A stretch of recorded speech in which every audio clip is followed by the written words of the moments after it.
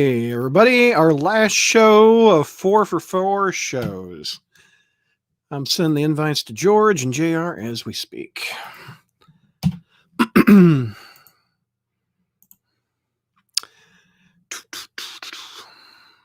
me get my tab open. There we go. There you are. All right. Our last show. No, this isn't our last recording of the year. We're going to get a gift exchange coming up. We got another new show to talk about. We got another review show.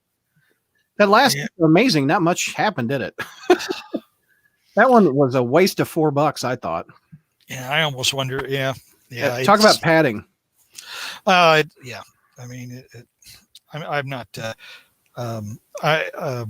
Did we do the one with the Harry reveal and the last one we did was Mary Jane, or the redhead, is looking at the spider friend. Okay, so So we didn't do the one where Harry takes off the mask in front of Peter and says "Gotcha."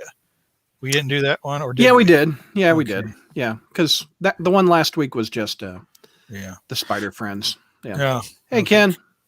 Because I remember even that one with Harry. I mean, that one had so many panels that it was padded nothing too. Happened. Yeah. Yeah, Hornacek. Hopefully Ashley can join us. She has a bouncing baby now. She does. She did have it. Yeah, she had the baby.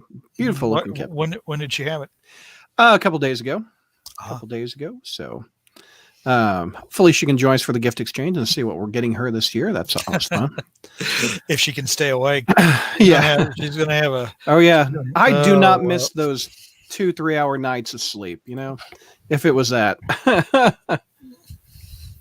Matt's going good. I think these shows are chugging right along. So, Harrowing was pretty ticked by the last ASM issue. Yeah, it's a damn shame. It's padded, man. It's just, we could eliminate these spider friends, it seems. Well, yeah, and even the main titles have been. See, that's that. Hey, I mean, it stopped me from buying them for a while, and I'd catch up with them on Marvel Unlimited. But since they did the whole Kindred reveal and Norman's been in it, I've been picking them up off the stands. But after this is over, I don't know that I'll go back to it if it's just going to be more padded stuff. We were talking about the latest day. How many more shows we got, George? We're going to do this year. And I said, probably got a news, and we got a review show, and we got a gift exchange coming up. So in December. This will be Ashley's 6th year, I think. Yep.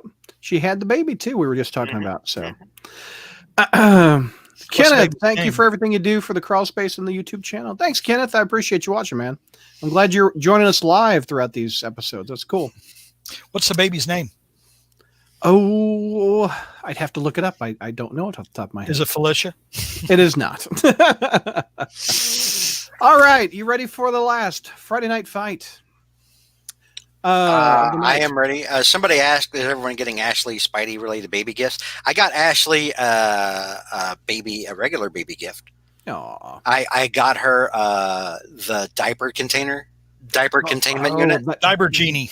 I have one of those. Those are worth it because those things, my God. Yeah, I got her that. But you got to clean them out. I told her I said I figured it would make sense because I myself am so full of it. That's true. All right. Well, what's wrong, JR? That's true? You're not going to fight me on that? You're not going to be like, no, that George is not true. Oh, you're great. No, it's just, yeah, you are full of it. Wow, Brad. No, it was fact, and I don't disagree with fact. How do you guys feel about Shocker as a villain? I've always found him to be an interesting bad villain. I think you'll hit that up, George. Answer that question, I think, eventually. He may Spidey's least evil main villain. Yeah, maybe that. Today, yeah. Back then, not so much. Yeah. Okay, coming down 3, 2. Hey, Crawl Spacers, welcome to our first Friday night fight of 2021. Welcome, George. What's going on, sir? Hi. Did you get some good Christmas loot? Boy, did I. All right. You know it. Yeah, no doubt. Yay, Christmas. Glad that's over. I'm glad 2020 is over. Isn't it great? Yeah. JR, what'd you get for Christmas? Whatever I get every year, which is usually just a lot more grief. So. What do you want for Christmas? I put for someone to put me out of my misery. All right. Well, we're starting strong, George. Shocker could put him out of his misery, it looks like, from that cover. We're going back to Amazing Spider-Man 72 for this Friday night fight, rocked by the Shocker. Yes, and a story by Stan Lee and Johnny Romita and Jim Mooney and John Buscema. I don't know what this means. John Buscema, innovator. Jazzy, Johnny Romita, and Jim Mooney illustrators. Now, I know that means Jim Mooney's like helping with the artwork and probably doing the inks and stuff. I take that back. Wasn't Romita? Here's what I think. I think John Buscema drew the outlines. I think Romita embellished a little bit, and Mooney probably inked it. If I had to guess, it's like a 3-art team. Wow, that's what from the way I read it. It could be wrong, but busy month. All right. What year was it? 72? Is that what I was looking? This is 69. 69. Okay. Yeah, this is wrapping 69. up the 60s. Okay. May 1969 is the cover date. Okay. But no, rocked by the Shocker. This is the second appearance we've seen of Shocker at this point. Possibly, yeah. The first time he fought Spider-Man, which we've covered on here, I believe they were in a bank. But yeah, this is I believe the second appearance of Shocker. And Shocker, as the story starts off, it just starts off right in the middle of the action. Yeah. There's no build up, just boom, it's go time, right? Yeah. And you have Shocker busting down the wall using his vibrator gloves, his Shocker glove. I don't even know the name of those things. Shock gloves? The Shocker gloves, I guess. I don't know. I've never known the I think they've said gauntlets, maybe gauntlets. Vibro gauntlets, maybe. Anyway, the stuff Shocker does. There you go. Yeah. He uses it to break apart the wall of the Stacy home, and I was a little confused because I thought they lived in an apartment, and I was like, "Well, how is Shocker this high up in the city? I don't understand what's going on. I have questions." Anyway, yeah. But yeah, he breaks down the wall of Captain Stacy's home, knocks Captain Stacy out by jolting him with the vibro gauntlets, even monologuing, saying, "You're lucky I didn't want to kill you." And I'm like, "Well, yeah, I guess so." But he blasts open the Stacy safe, which is, I don't even know how he knows it's back there. It's like behind a painting above the fireplace mantle. And so, yeah, he finds Captain Stacy's safe, and he gets the Lifeline tablet. Uh-oh. The Lifeline tablet, which around this time in Spider history, actually going back somewhere in the 60s, you had a lot of the criminals trying to get a hold of it. Yeah. Kingpin, Hammerhead, Silvermane. Silvermane wound up having some mixed results with it. He got better hair. Yeah, true. But yeah, this thing wound up. It appeared in Amazing Spider-Man, and then this thing wound up kind of with a prolific Marvel history. It even appeared in Odin's vault. Oh, really? When did that happen? In the movie, along with like the Infinity Gauntlet and all that good stuff. Yeah, it was in there. Tablet of Time. Okay. That and the what was it? The Thanos hand. The but cask. It was fake. No. I'm talking about. There was a lot of other stuff in there, like the Cask of Winter. Yeah. There's all kinds of cool stuff in there. Anyway, but yeah, so he grabs the Lifeline tablet, and then Gwen runs into the room and gets over dramatic the way Gwen does. Mm-hmm. And then Shocker makes good his getaway. Says, "You're in luck, gorgeous. I'm cutting out of here." So Shocker's intent is to take the Lifeline tablet and basically sell it to the highest bidder. All right, because he knows the criminal underworld's been after this thing. And he's like, you know what? I'll sell this thing off to whoever pays me the most money for it. So he goes to a guy who's like a middleman. He tells him, "Look, I want you to arrange a meeting. All the big boys. That's what he calls them. All the big boys. And I'm going to auction off this tablet." And this guy's like, "Are you nuts? Everyone knows that whoever grabs this thing gets pounded by Spider-Man. No one's wanting to touch this thing. So Shocker kills this guy. And somebody had said earlier, he's like the least evil of Spider-Man's villains. Well, tell that to this dude that just got wasted. and then Shocker like jumps out of the front of this guy's window. This guy's like running a pawn shop or something, I guess. Yeah. He does a pawn shop on a seedy little side street is how it's described in the story. Yeah. But so he escapes, and then Spider-Man hears somebody like listening to like a radio saying to avoid the East 40s section of streets because Shocker's on the loose. So so Peter heads out. Actually, he's on the subway because you could see, or he's either on the subway or the bus because he's pulling the thing. It's a bus. I can see the steering wheel. Yeah. So, that's right. Because in the next panel, we got the guy behind the bus, like Ralph Cranbin, and some guy saying, "Oh, crazy teenagers." But yeah. So Spider-Man heads out to try to face down the Shocker. Oh, look, there's the pawn shop guy. Okay, so there you go. Maybe he is not evil because the pawn shop guy's not. Pawn shop guy's all right. I missed that. I thought the pawn shop guy got wasted. That was in my notes. I was like, oh god, he killed this guy. I missed this altogether. So Spider-Man finds Shocker. Hold it, big boy, which you guys remember is how Shocker referred to all of the criminal underworld, the big boys.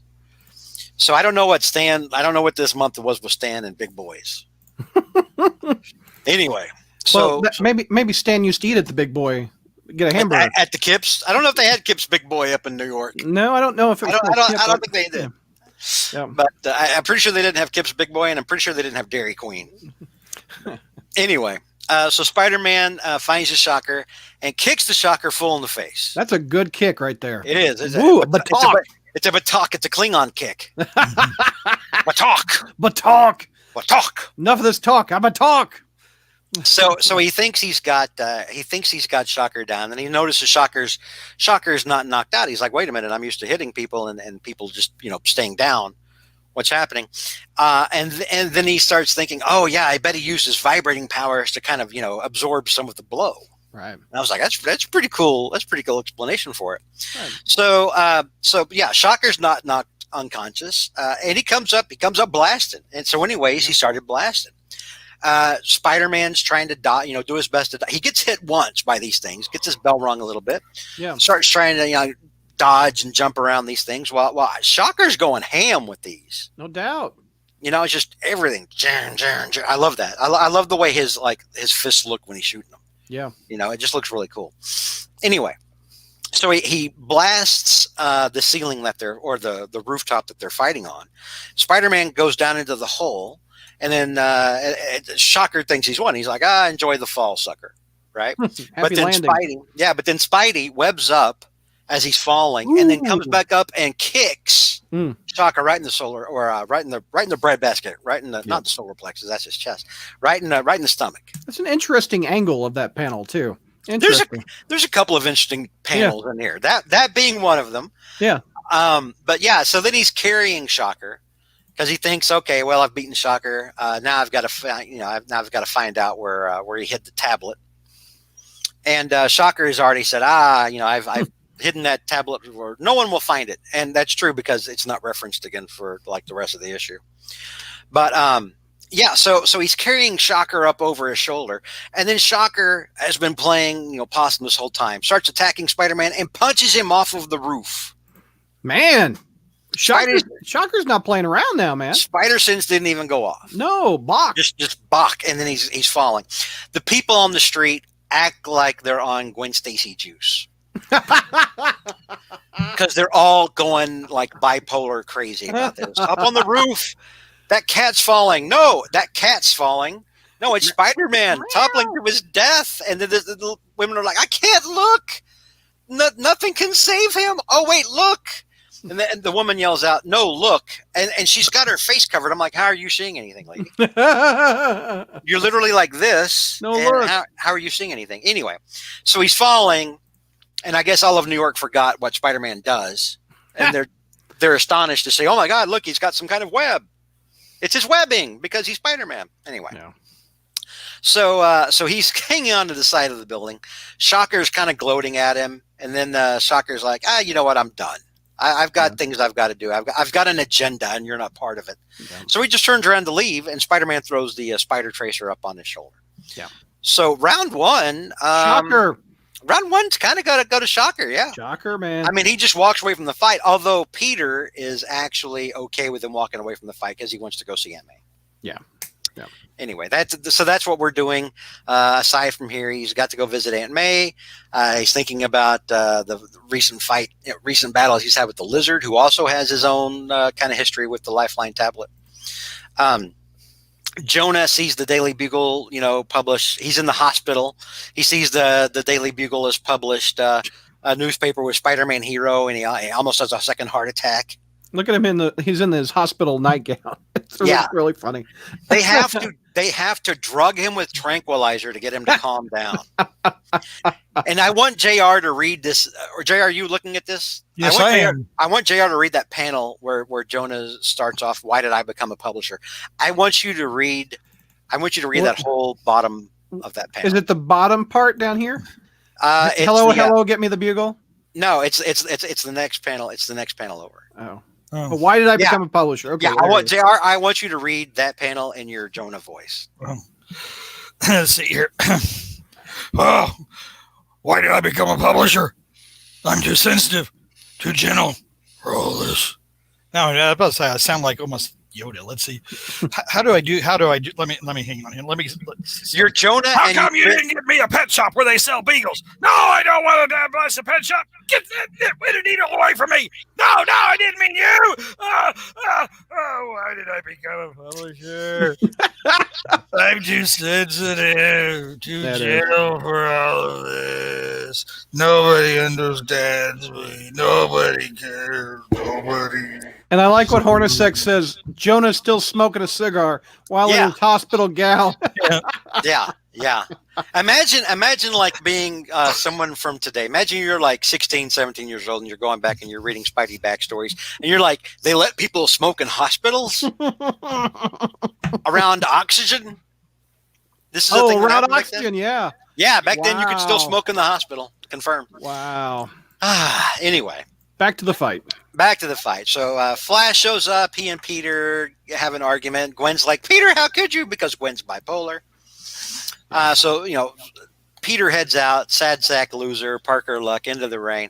Meanwhile, Shocker is hitting an armored truck and stealing literally a sack of money. It's got a $ printed on the see there on the side.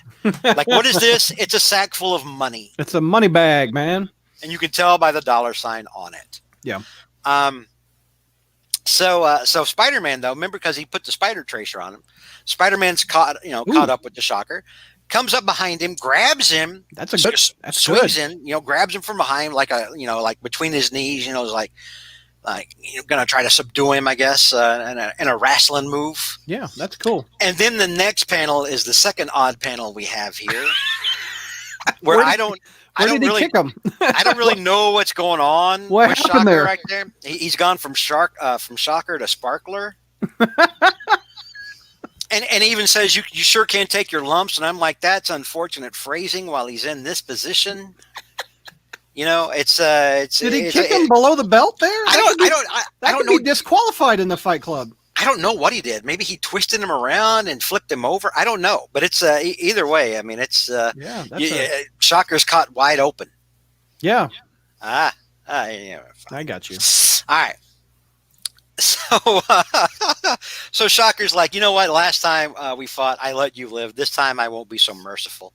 And he does start blasting away again at Spider-Man. And Spider-Man does. It's like all Spider-Man can do to keep dodging. This nonstop barrage of these vibration beams that he's shooting out. Yeah. Eventually, he collapses a wall on top of Spider-Man. Spider-Man is able to kind of get some webbing up and make a cushion and knock some of it away. And Shocker's like, you know what? He's either knocked out or dead. I'm moving on. I'm taking my sack of money and going. Mm-hmm. And I'm going to get knee deep in cocaine and whiskey and hookers. No, that's not what he says. And then Spider-Man shoves his hand out as Shocker's walking away and says, "Don't bet on it, sweetie." Yeah. And I'm like, did Spider-Man call people sweetie a lot back in the day? Does he ever call a bad guy honey? Darling? Maybe in 69 he did. Maybe so. Who knows? Yeah.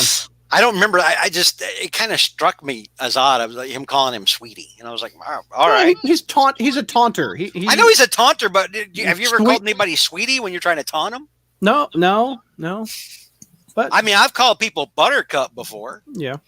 To taunt them, but not sweetie. I don't know. Yeah. Sweetie's something you say to like your girlfriend. Yeah. Anyway. So he webs out from underneath the rubble, grabs Shocker by the legs, pulls him down. And then Shocker's like, you fool, I can get out of this. Oh, what is that? What's happening? JR is scratching his head. Oh. And then, so he webs him up, and then he uses his vibration powers to get out of the webbing instantly. Something I did not know Shocker could do. I've read this issue before, so I've forgotten it at some point or another. But normally, when that stuff comes out, it's as strong as it's as strong as steel cable, and then it hardens and gets even stronger. Yeah. So this is actually a pretty cool power to have. There's all kinds of utility things that I forgot Shocker could even do. But he gets out of the webbing, and then he just cold cocks boom Spider-Man. I mean, like just full on hits him so hard, half his face vanishes. Look at that pain. Have you ever hit someone so hard that their face just disappears? Yeah. I mean, look at that, right? The last time we saw Spider-Man's face disappear was after the deal with Dr. Strange wiping the memory. Remember, he took his mask off to Johnny Storm. Yeah. Couldn't remember his face. Yeah. I just thought maybe this was a case of, I thought you colored it. No, I thought you colored it. No, I thought you colored it. I mean, after all, we have 3 guys on it, right? Yeah. Mooney, Romita, and Buscema. So somebody forgot to color it. Oh, we got to write his face in here. Screw it. It's fine. It's a big hit. Yeah. We'll fix it in the trade. No, yeah. They didn't have trade paperbacks, but we'll fix it in the reprint. Anyway, so Shocker cold cocks him. Spider-Man luckily manages to dodge the next one. Manages to evade, stick and move. Mm-hmm. Gets out of the way as Shocker punches the wall, and then Spider-Man picks him up, and you can definitely tell back in the day, and I know this about Kirby. Kirby liked watching wrestling. He loved it. Boxing, wrestling, and now you can tell that either Romita or Buscema, probably Buscema, because Buscema was like a big fitness nut. Yeah. But Spider-Man gets him like in a pile driver. Like he's about to go in for a pile driver, like he's wrestling. And I love that. That's cool. But Shocker manages to shoot off his vibro gauntlet. Kind of throws Spider-Man off his game. Spider-Man drops Shocker before he can pile drive him, which is sad because I wanted to see the pile driver. And then as he's squaring off and he's getting ready to kill Spider-Man, he's like, "You've mocked me. You've tried to mock me for the last time." And Spider-Man says, "What do you mean tried? I thought I did a pretty neat job of it. I thought I was successful." And then while Shocker's busy talking, Spider-Man webs him right in the face. Apparently he can't vibrate the stuff off of his face. Because that would probably hurt. Yeah. Probably hurt. So he manages to web him in the face, and then he just cold cocks him and knocks him out and webs him up. The cop. Yeah, and then the cops come to get Shocker, and Shocker's probably grateful because that means he's not going to get punched in the face anymore. Yeah. So into the fight, decision Spider-Man, clearly. I mean, round 1 goes to the Shocker, but round two goes to Spider-Man with the TKO because he did actually knock Shocker the hell out. Refresh me a little bit. Why are the cops shooting at Spider-Man? What is he wanted for? I mean, they didn't usually shoot at him. That's not the cops. That's one of the armored car drivers. Oh, for the money. Okay. Yeah. He thought that maybe they were like they were in cahoots. Okay, I see what you're talking about. Yeah. Okay. So is it even like one Shocker, one Spider-Man? No, because like when they actually started to fight in earnest. Yeah. Right, like towards the back half of this issue was just one giant fight. The other one was like a couple pages. Yeah. So no, round 1 does go to the Shocker, but it's not equal to because round 2 was much bigger. Yeah. So I'm going to say no. This isn't obviously. I mean, at the end of the day, one of them's going home, the other one's going to jail. Yeah. So overall, this isn't Spider-Man, but the Shocker looked good early on. There you go. All right. Final thoughts, George. That was the first fight of 2021. I really like these old Shocker fights. Yeah. We've gone to the Shocker. He's become a joke over the last 40 years, but his first few appearances, pretty solid fighter. Yeah, he was kind of sinister. Yeah. Yeah. Yeah. It's too bad. At what point did he become a joke? I mean, on the one hand, I want to say superior foes. That's what made him kind of a simp. Yeah. But honestly, I mean, like, people had been, looking down on Shocker for villain wise for a while before then, I feel. I think they think he's a poor man's Electro. Maybe. Well, some of Spider-Man's, I consider Shocker a C-list villain. Yeah. Like, for example, Norman, Ock, and Venom are A, and then B are like the other Ditko villains. And then C is, not necessarily a bad villain, but, it's like the big three and then Ditko. And then, but I don't know, a lot of Spider-Man's villain, like Scorpion, for example, was, began to, they get lazy writes them like losers. They forget that they become two-dimensional. They become two-dimensional, Yeah, they forget that these are, really Electro went through, all of these villains, they went through periods of being jokes, because the writers got lazy, and they kind of forgot that anybody who was like this, how dangerous they really would be, So I think so. It was just lazy writing. I would agree. All right. Lazy writing didn't have to end the story in, 17 to 20 pages, so, Right. If you two are okay, we'll take a few comments. I see where Matt Bird has corrected me on Dairy Queen. No, I what I was saying, Matt Bird, was I don't believe that they had Dairy Queens in New York City. Oh, like Brad and I were talking about Kip's Big Boy, and I don't know what Kip's Big Boy is. I do remember Big Boys, but I don't remember Kip's. There were Big Boys. There were different versions of Big Boys. Depending on who the franchisee was. Yeah. Because my wife always talked about Azar's Big Boy. Yeah, it's like so it was depending on who the franchisee was. Yeah, here in Dallas, we had Kip's Big Boy. That's what we called it. One thing, we pretty much wrapped the show up, but if you guys would like to type suggestions of 2021, what you'd like to see at Fight Club or Spider History or anything on the crawl space, feel free. We'll take a few questions at the end. We've got 27 people online. I gotta give Vinkman some credit here. When you guys were talking about Big Boy, he decided to make a Dick Tracy reference. Oh, he did. And bring up Big Boy Caprice or Capri. I'm not sure how it was pronounced. Yeah.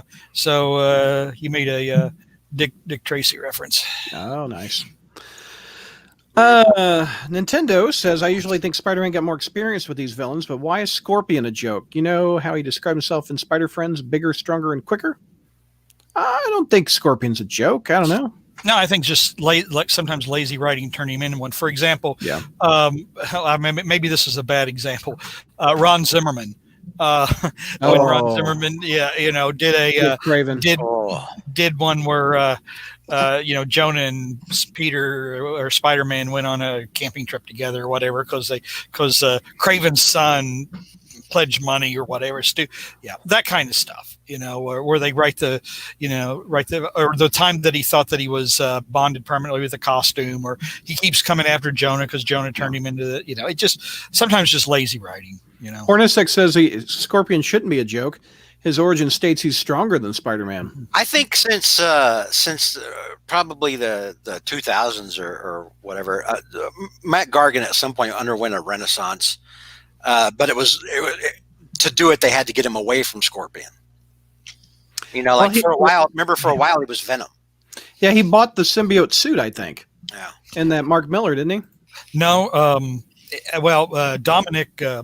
Fortunato bought it for his kid. I believe it was Fortunato. Oh, okay. Bought it for his kid, and after getting drubbed by Spider-Man, the symbiote abandoned Angelo Fortunato, abandoned him and let him fall to his death. Yeah. And then the suit sought out Gargan. Yeah. And that's when it bonded with Gargan. He just sought him out, found him, and bonded with him.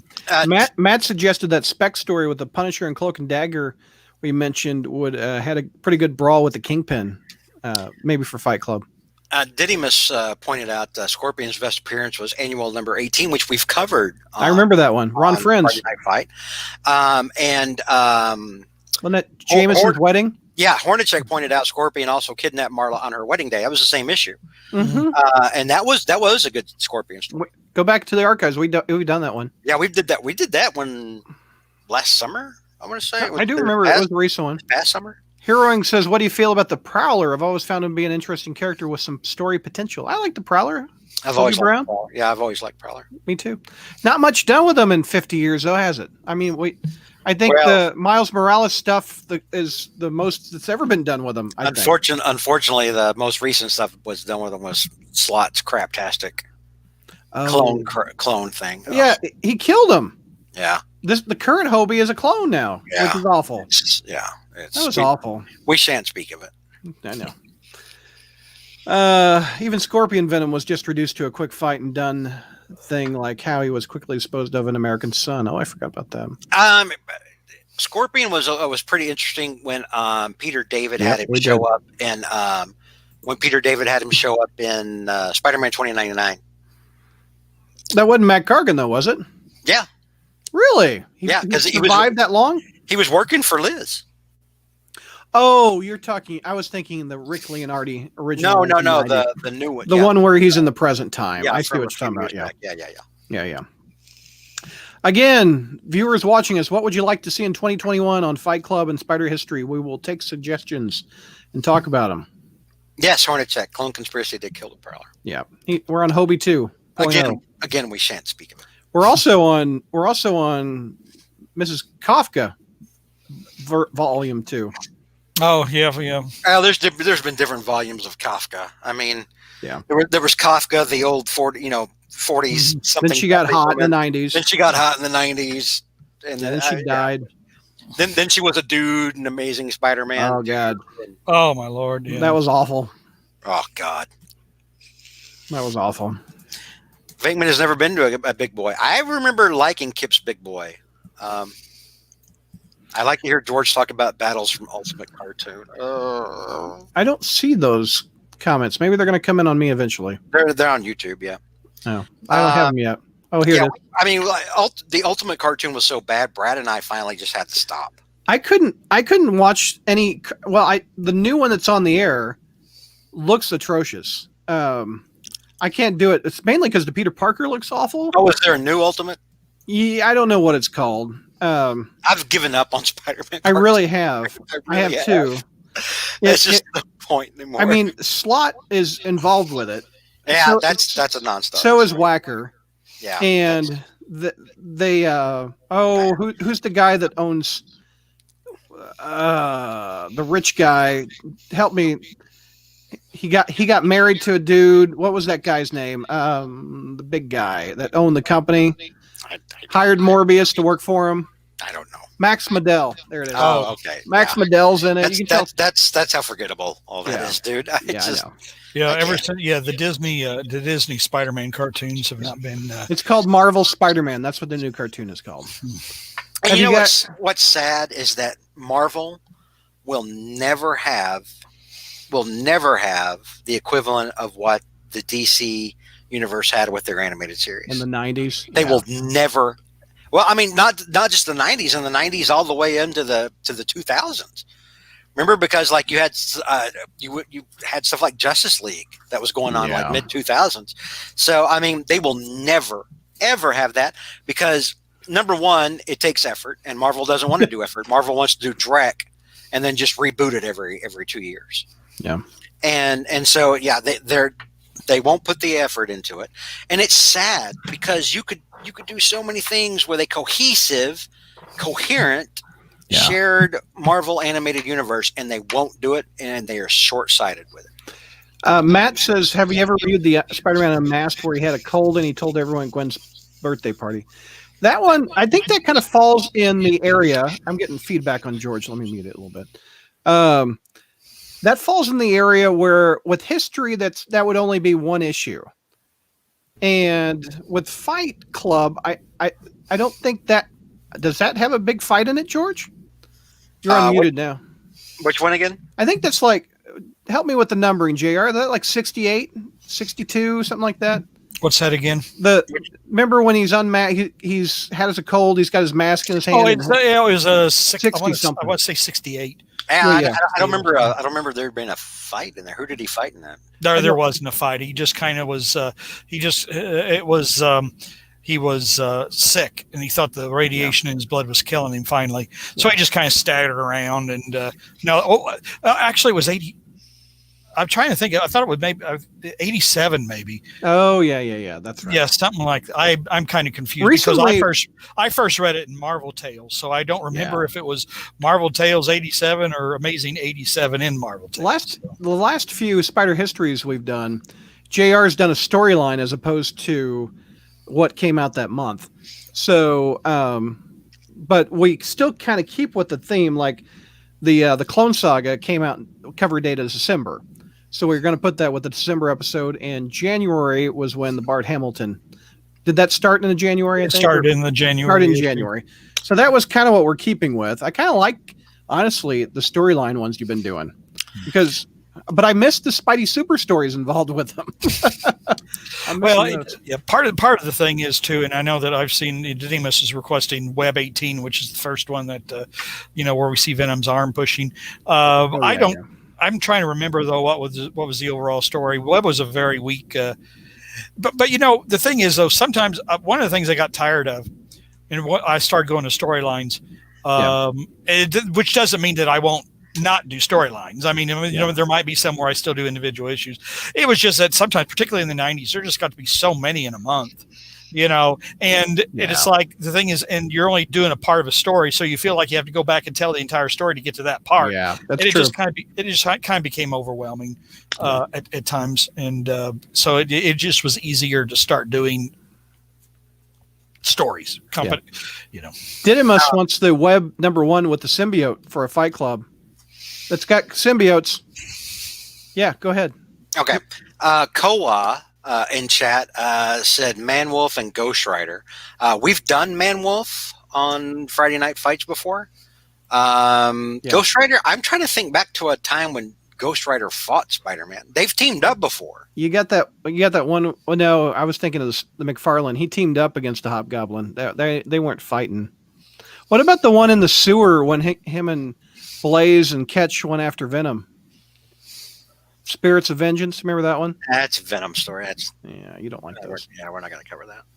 What about, Matt says, what about that early Spider-Girl issue with Pete and Mayday fight Crazy 8 and Mr. Nobody together? It was a pretty good fight. That's one thing. Father and daughter.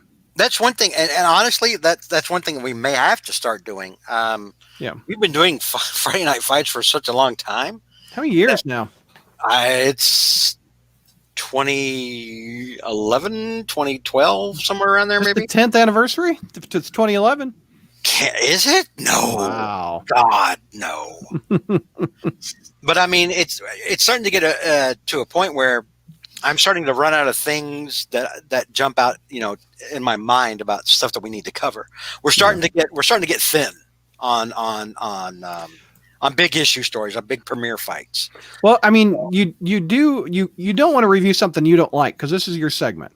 Yeah. You don't like Ditko, and you don't like. Whoa! You don't like Ditko fights. I'm sorry. I like Ditko. Ditko fights are not really great for Friday Night Fights. Yeah. You don't like symbiotes, with the exception of the first appearance, which we've covered, I think. We did cover. Did we do the second appearance? Because the second appearance was solid. No. I thought that was a good fight. I said I would make an exception for ASM 300. That's it. Yeah. We've covered our one Venom story. And you don't like clones. I don't like clones. So that's a big chunk of the 90s on. nothing with Moreland. Yeah. How about Spidey versus Cobra, Spec 46? We did Cobra and Mr. Hyde at one point. With Roger Stern. I remember those. Yeah, we did Cobra and Mr. Hyde. That must have been Stern's first when he did Cobra. Maybe. I can go back and look at that one. Yeah.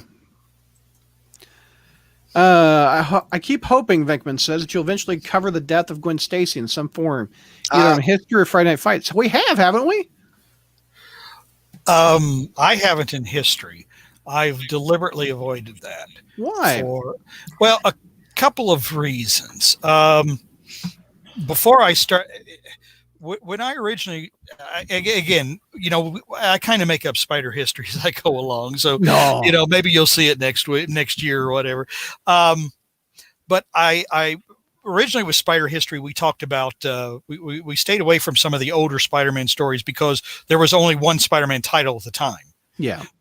And so, the idea was like to talk about Spider-Man, in Team Up and Web and Spec, So the whole idea was so I didn't, and another reason I didn't do some of those other issues because they've been done so often. They've been analyzed so often. Yeah. And so thoroughly that it was kind of like, well, what can I bring to it? What can I say that would be any different, or what perspective could I bring that would be any different? But it's like, for example, the reason I started doing started the storylines and I did Kraven's Last Hunt is because everybody knows I don't like Kraven's Last Hunt. Yeah. So it was a chance for me to explore it from a different angle, from somebody who wasn't on board with saying, "Oh, this is a classic."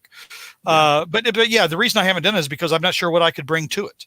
Well, it's one of the most well-known Norman stories. Yeah. So Venkman demands it. The fans are demanding your take on the death of Norman Osborn, Part 1.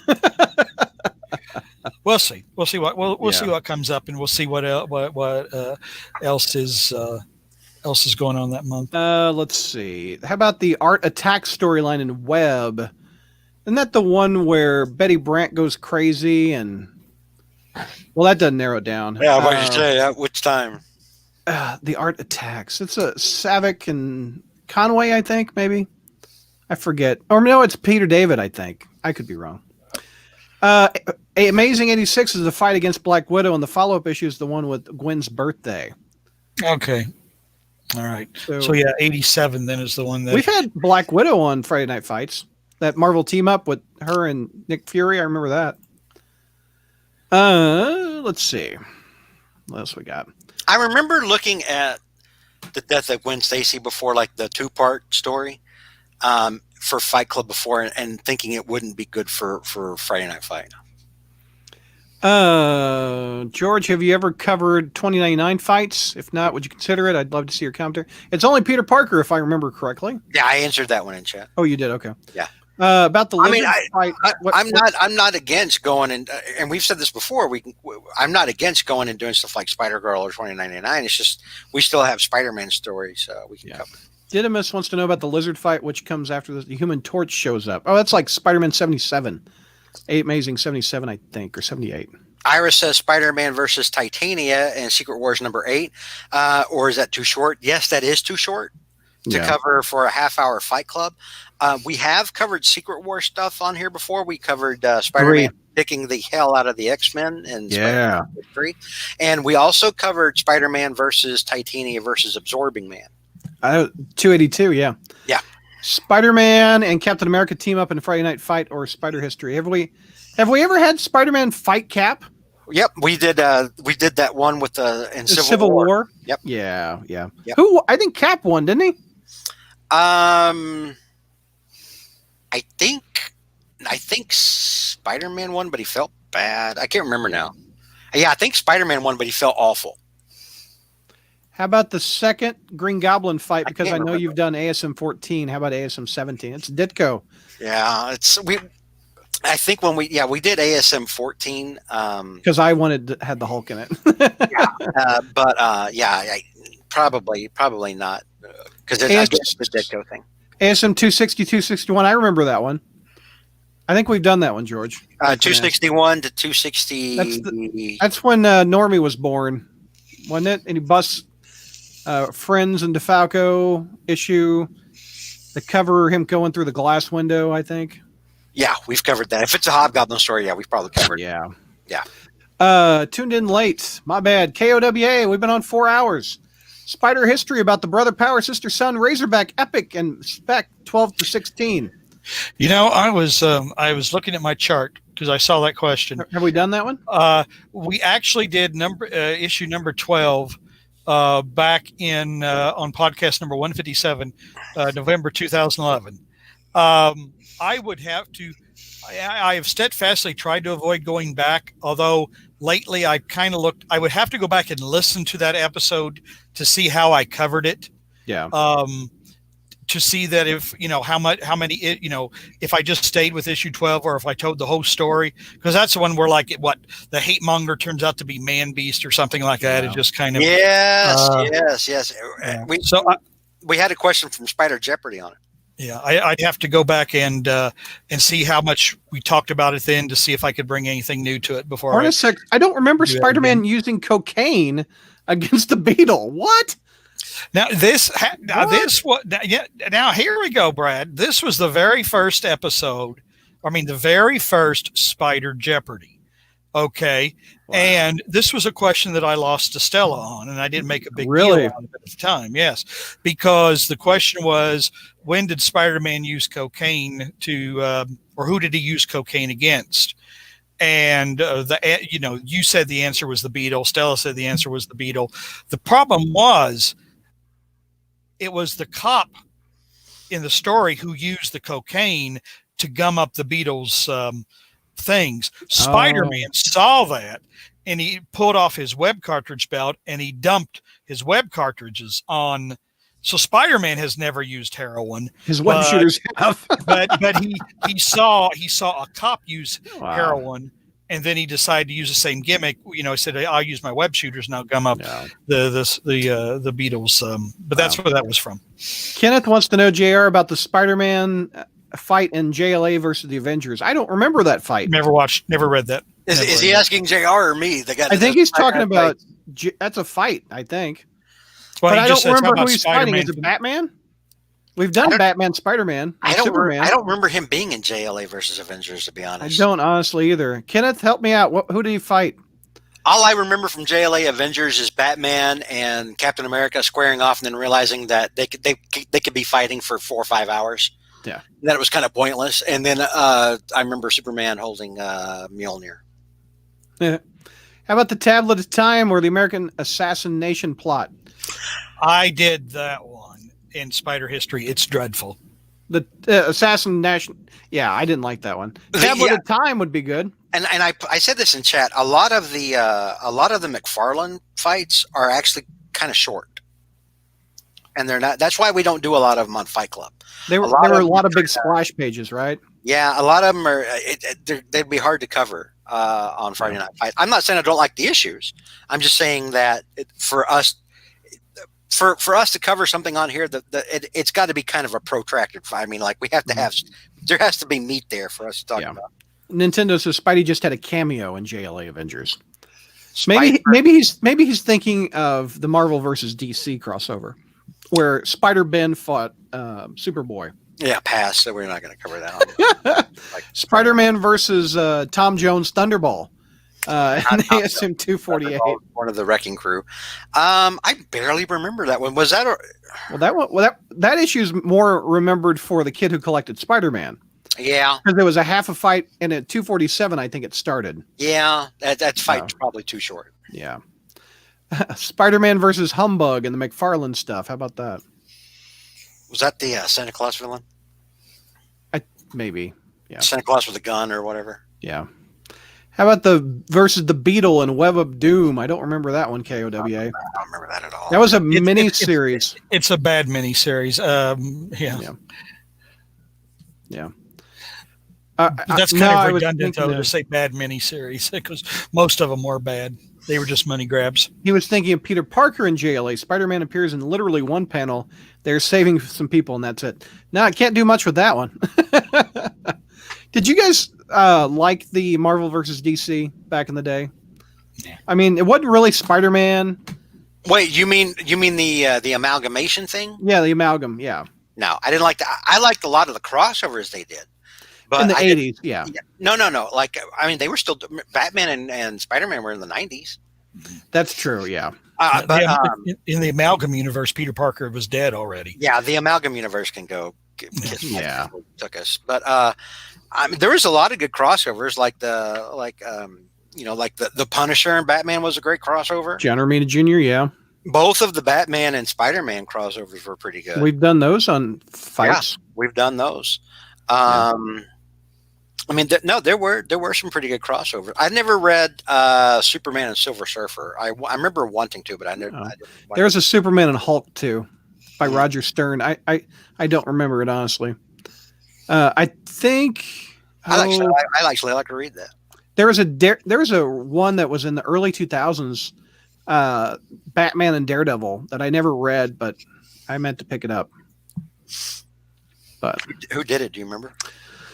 That seems familiar to me. Here, I'll look for it. Hold on. If it's anybody but Frank Miller, I would have to ask why. It's not. Well, he's off doing. Can you imagine a Frank Miller Batman Daredevil? Oh man, I bet that's crazy. So here, there was two of them. Marvel put out one. So DC Cheshire McDaniel, and then that was the Marvel one, and then this is the DC one by Alan Grant, Eduardo Barato. That's it. I haven't read those. Have we covered any fights from JMS's run? I want to say we have. The one they want is the Moreland fight, but you don't like Moreland. Yeah, we're not doing Moreland. That's the big one. I think I think we did Dr. Spider-Man and Dr. Doom. Remember at the airport? I want to say the one with Peter. That one. I think we might have done that one, or I might be doing that with history. We covered that in Spider History. That's what I'm thinking of. Yeah. We've done on the other or the other one with Kingpin and someone else. No, we covered that one.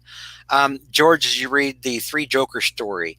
No, I haven't read anything of DC now, and which is sad because Batman is my number 2 all-time favorite superhero. Yeah. But I haven't read anything with DC since and when did I drop DC finally? Sometime around. It was before the New 52. Yeah, it was before the New 52. More than 10 years ago. I haven't read any DC in quite a long time, and I remember hearing about that there were actually 3 Jokers and thinking that was goofy, and thinking, boy, am I glad I don't read DC anymore. Here's a good one: Ock versus Spider-Man in ASM 90, where George Stacy died. That'd be a good one, George. Yeah, that's always a. I think I've looked at that one before, and I think I looked at that one before and decided it wouldn't be a good one for Friday Night Fights. Yeah, it's not a particularly long fight, really. Yeah, yeah. And really, it's more. Spider-Man neutralizes his tentacles, and what causes the death of Stacy is when the tentacles, because Doc Ock no longer controls the tentacles. And here's the thing, like you may remember a story and be like, oh, this story was awesome, cover that fight, and I'm like, and then I'll point back and I'll go back and look at the issue, and I'm like, this fight is 2 pages. Yeah. While it's cool, we have to have more than just a couple of pages worth of fight. Unless you're Secret Wars number 3, in which case we just go panel by panel and talk about how awesome it was. Because that one was only like 2.5 pages, I think. Yeah. JR, were you about to say something? I didn't mean to cut you off. No, because the question said, what about the fight of Ock versus Spider-Man, which ended in the death of George Stacy?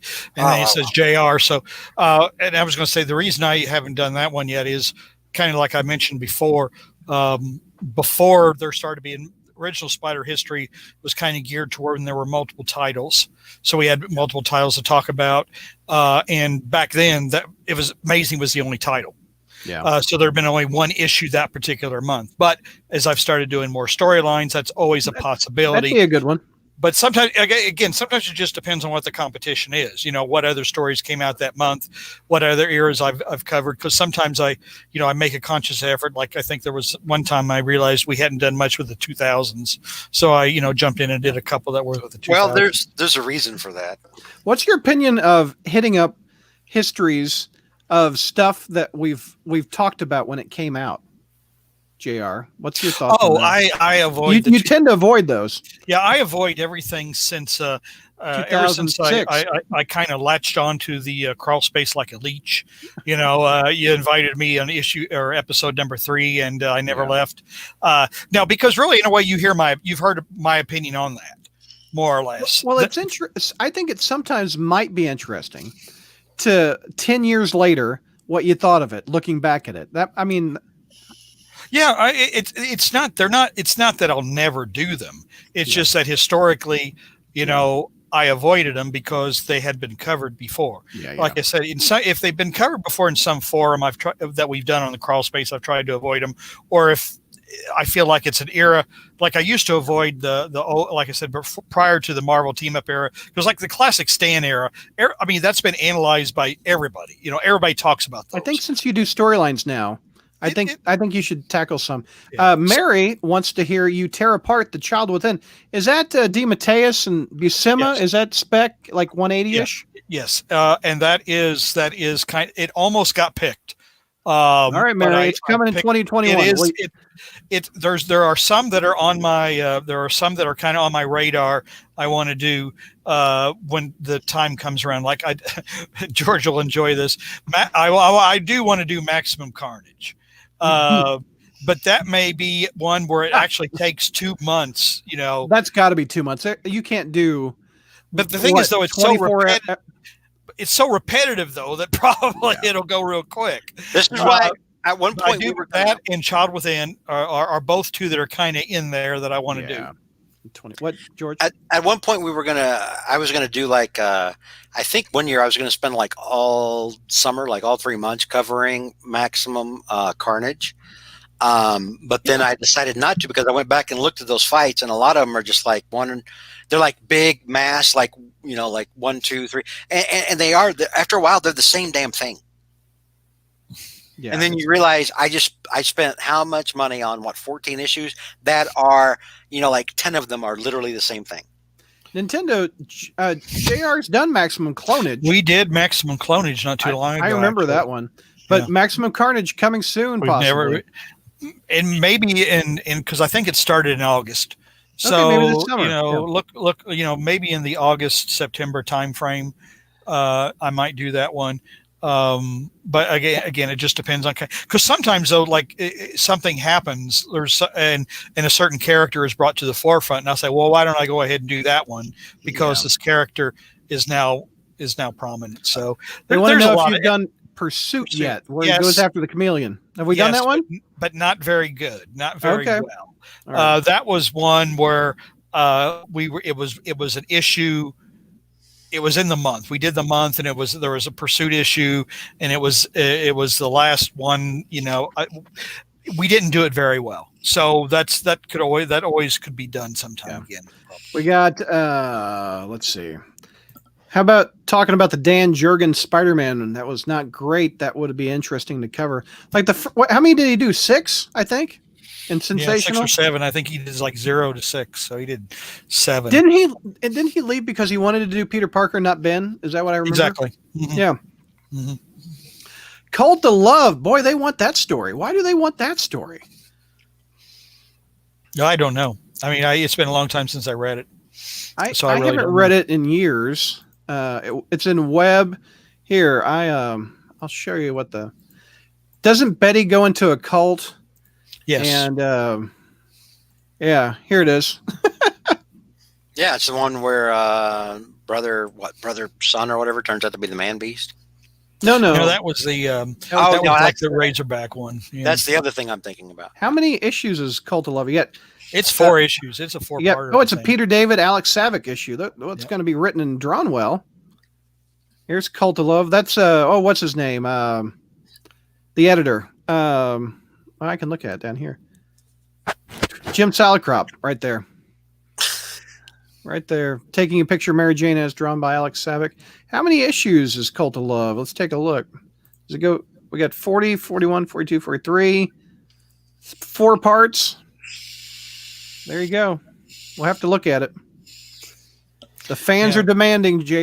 Well, for someone who wanted, someone asked about Dan Jurgens issues. We did cover Sensational Spider-Man 0, which was the first one back in January 2015. I think I remember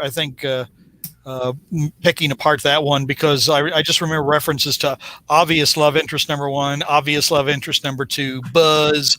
I didn't like it. So we have covered the Jurgens issue or 2. Betty is crazy in Cult of Love. Cult of Love has Flash, whereas in Kate Cushing, and that makes her really believe Peter Parker's friend. We already told you it was 4 parts. Sorry, Vickman. I didn't look at the Annual 28. I think that's a Carnage one, if I remember correctly. Spider-Man versus Carnage. Yes, I believe it is. Yep. That Maximum Carnage game is overrated, not very fun to try and finish. It's also anybody play that back in the 90s? It had a red Super Nintendo cartridge, I remember. I didn't play it. I had it and I played it. I did. Was they fun? I didn't think too much of it, no. Yeah. Heroing, are there any runs on Amazing that you guys believe was cut short and would have liked to see more of? Are you talking about like writer runs or something like that? Writer, artist? He didn't say so. Either one, I guess. Amazing? I know I would like to see Marv Wolfman do more, because Marv Wolfman's was kind of artificially cut short because he rebelled against Shooter. I believe he left Marvel because he rebelled against Shooter's edict about no more writer-editor partnerships, because he left, like he was telling a second Black Cat story. And literally it just left right in the middle of it. And Michelini finished it up. Which was funny because Stern then later, when he brought the Black Cat back, he said that in Marv's story, Marv was going to finish it up by Jonas shooting the Black Cat dead. Whoa. And I put that in an article of mine, and somebody told Wolfman, because Wolfman wrote me and said I would never have killed the Black Cat. And so I copied and pasted Stern's comment from where it came from. And I said, well, I wasn't making it up. Roger Stern said that. And he just said, I don't know where Roger got that. I think Roger, had a few more issues in him to wrap up the Hobgoblin. He left because of a dispute as well. I think although wasn't that over Avengers though or something. But I think a lot of these writers, a lot of these runs that get cut short is because the writer and Marvel have a falling out or something. Also, I think DeFalco and Friends were meant to go a lot longer than they did, because they were on from like 253. No, 253 to about 260. What 61? I think. What about Hulk, Brad? Would you have liked to see John Byrne do more Hulk in the 80s? Yes. Back in that, yeah. But he did 6 issues, I think. He did 6 issues, and I think he bailed to go do Superman. He had a disagreement, I think, with the editor, which might have been Jim Shooter, because I don't think either those two got along. But that's no. I'm sorry, I didn't mean. Bill Mantlo and him swapped books, so Mantlo took over the Hulk, and Byrne went over and did Alpha Flight after they ended. And Byrne flipped from Alpha Flight to Hulk. I'm about to say flip those. Yeah. And Mantlo went back to Alpha Flight. Yeah, I remember because I didn't. This is nothing against Bill Mantlo, but I didn't care for his Alpha Flight all that much. Yeah, it was okay. Alpha Flight never got any better than John Byrne wrote it and penciled it. In my opinion, I stopped reading it after Byrne. It had some really cool art from like Mac Mignola. Mignola. It even had a young Jim Lee. That's where he debuted his first work for Marvel, I think. But there was a period there where it was like after Byrne got done doing something, or like there were specific people like Simonson on Thor, or Byrne on Fantastic Four, or Byrne on, it was like, why bother following it up? Why did you end the book? Yeah. I mean, because, 253 was Rick Leonardi. It was Friends doing 252, and then he did. Then Leonardi did 53. I think Friends started with 254, so and went all the way up to 250. No, he did 252. Yeah, no, Friends did 252. Yeah. Because that between Ron Friends being a hot artist at that time and the introduction of the black suit, that issue took off like a rocket as far as price or value at the time. I was going to mention. I'm sorry, the DeFalco run. You said it was cut short.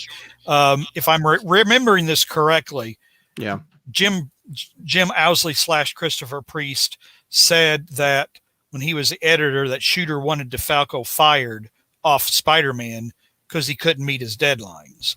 And Owsley / Priest said, well, the reason for that was because Shooter kept loading DeFalco with other crap. And so DeFalco couldn't get done the work.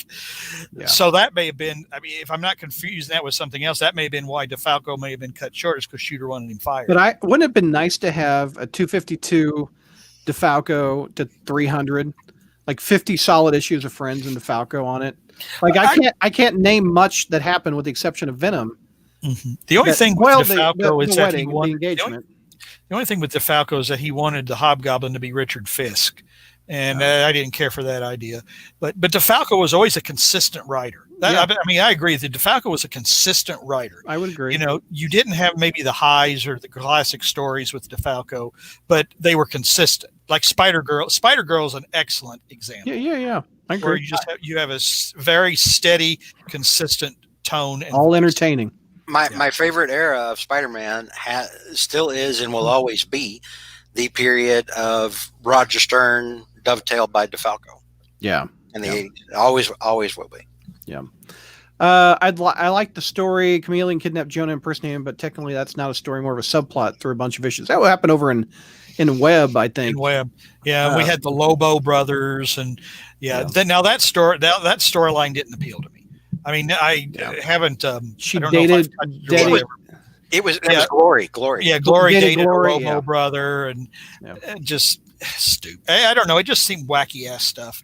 Yeah. Although back then, a lot of the times, I enjoyed the stories going on in Spectacular more than I did Amazing. Yeah. John Byrne has a history of leaving Marvel and DC. Yep.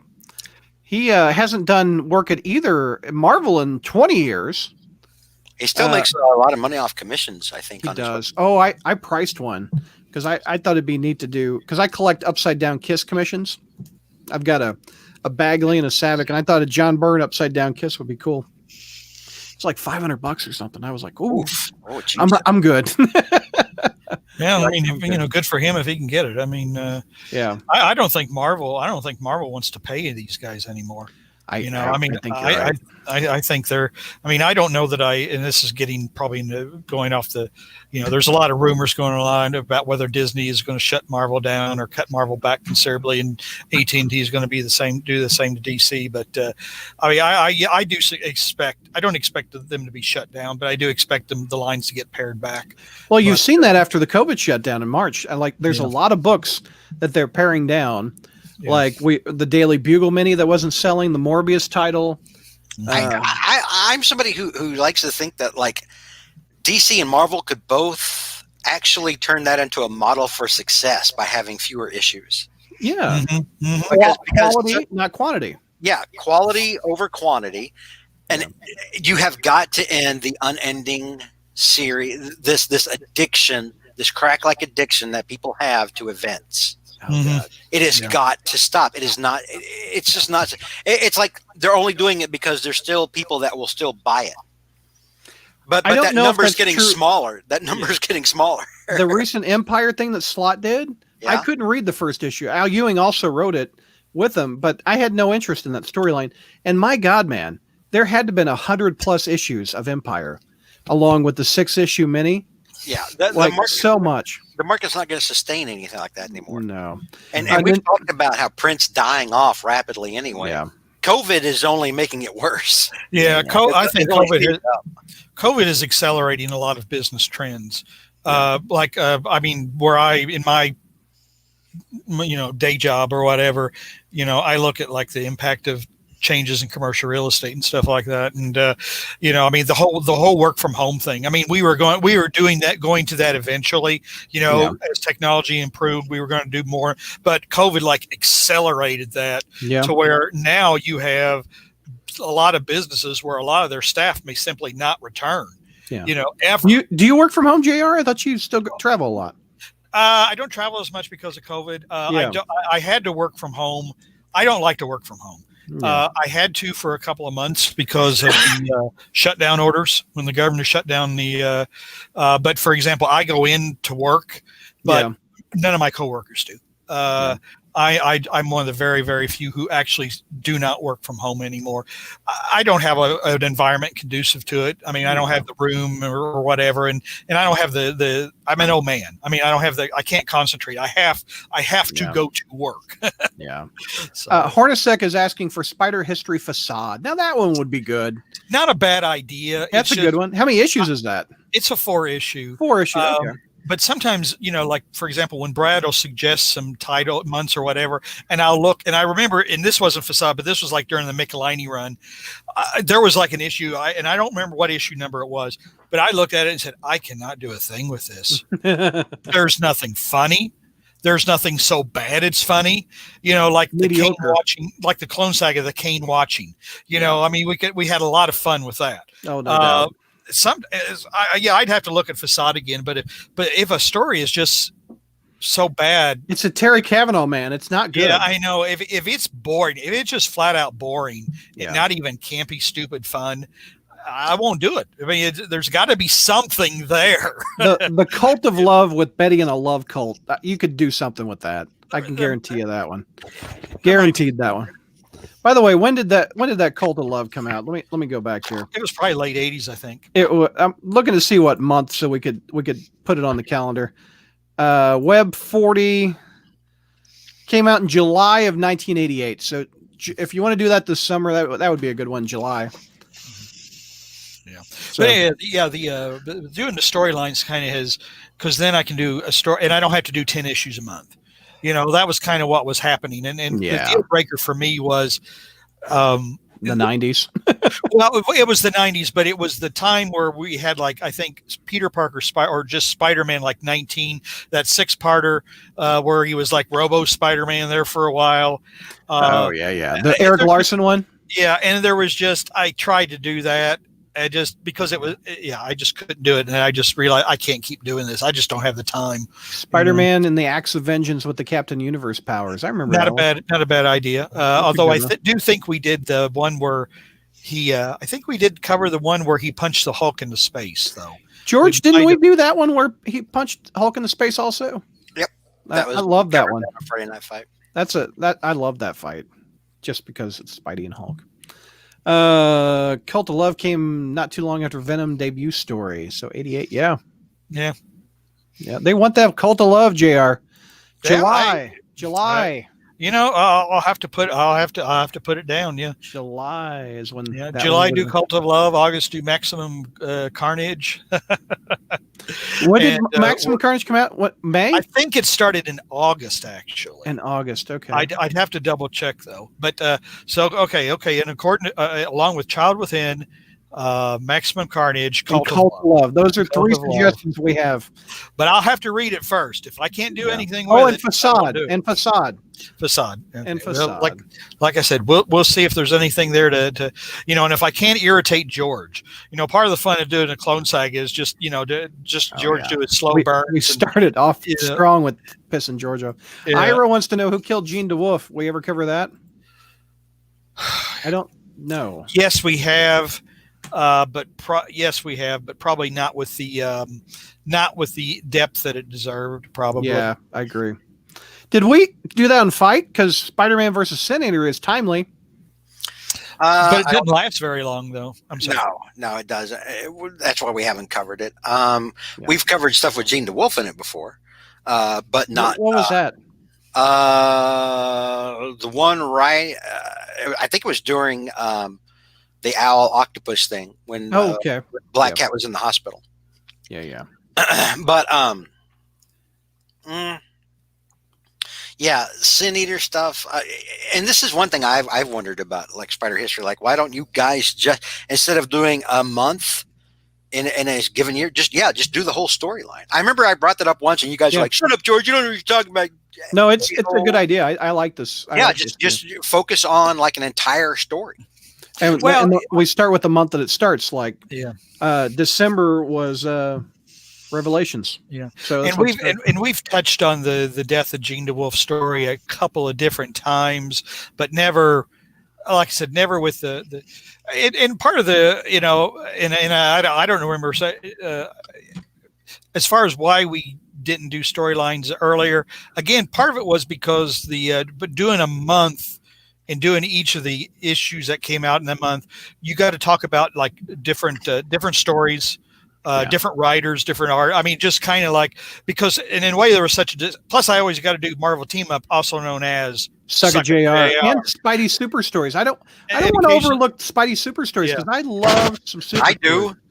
I do. You don't miss them? I love hearing JR talking crazy stuff with.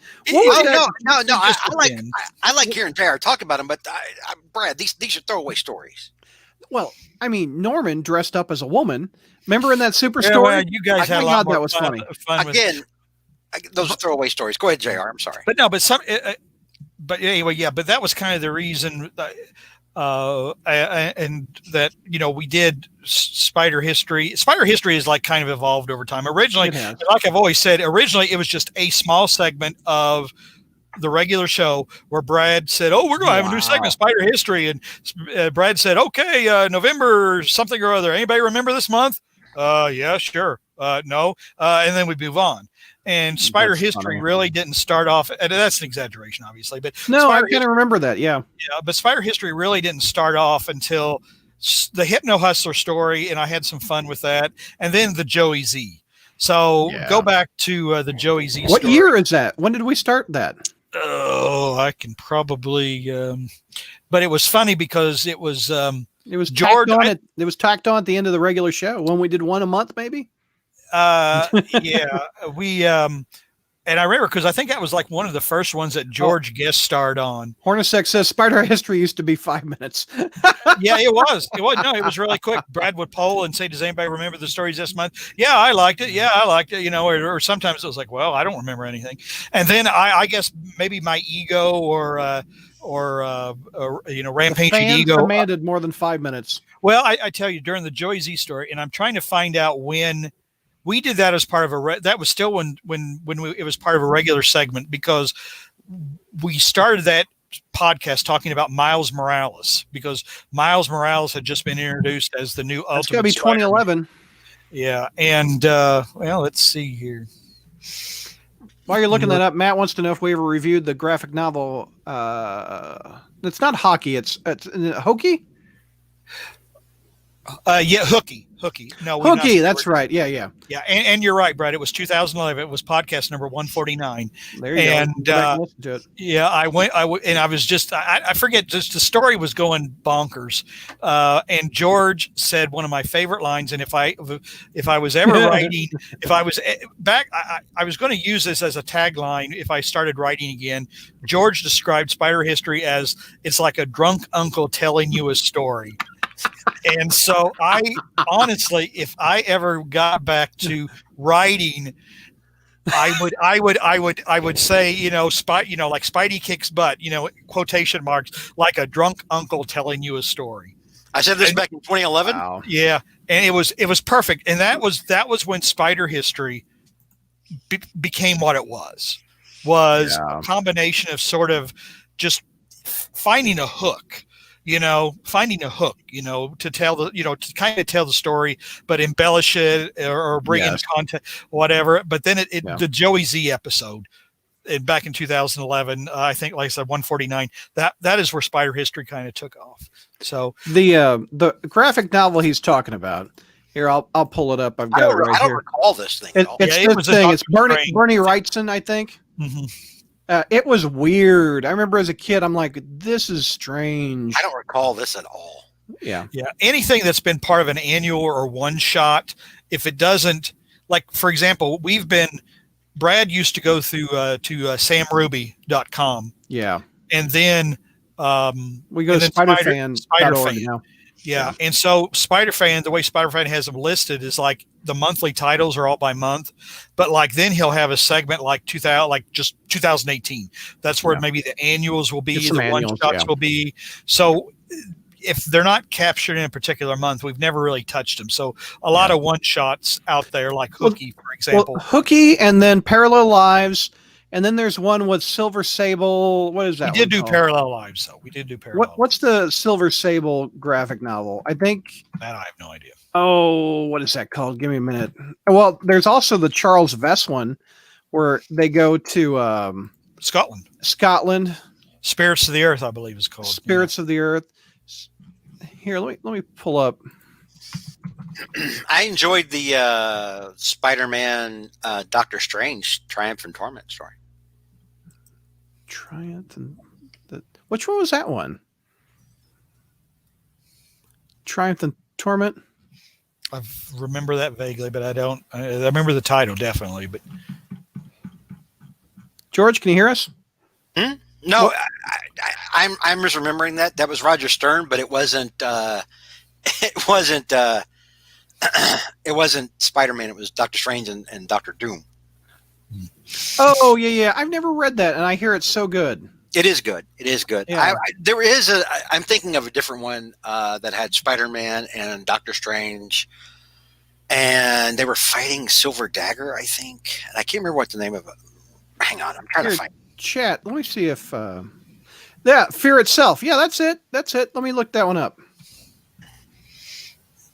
Yeah, while you're looking that up, Hornacek, Spider History, and their 5 or 6 episodes of Marvel Team Up. Yes, Marvel Team Up.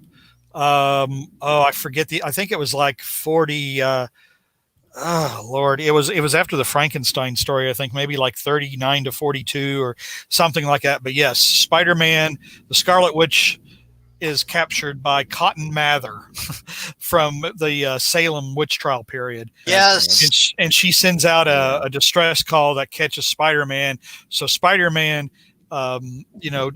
Spider-Man and Doctor Doom and the Vision and the Scarlet Witch are all in like the Salem 69-2 for 4 issues. After that, Spider-Man goes to Killraven, the future. And we have covered this one. We covered the Killraven issue. Yep, and I remember that. I think we might have covered the Deathlock issue. I know we covered the Killraven one because I remember talking about how disappointing that was.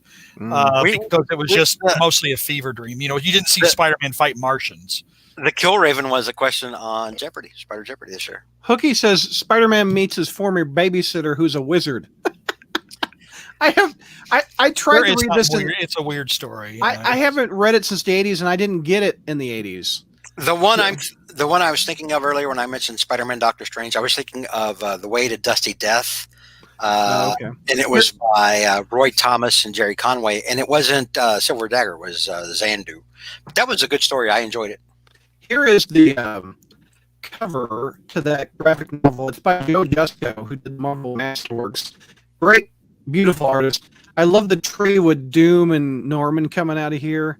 I don't remember what the story's about, though. Do you, JR?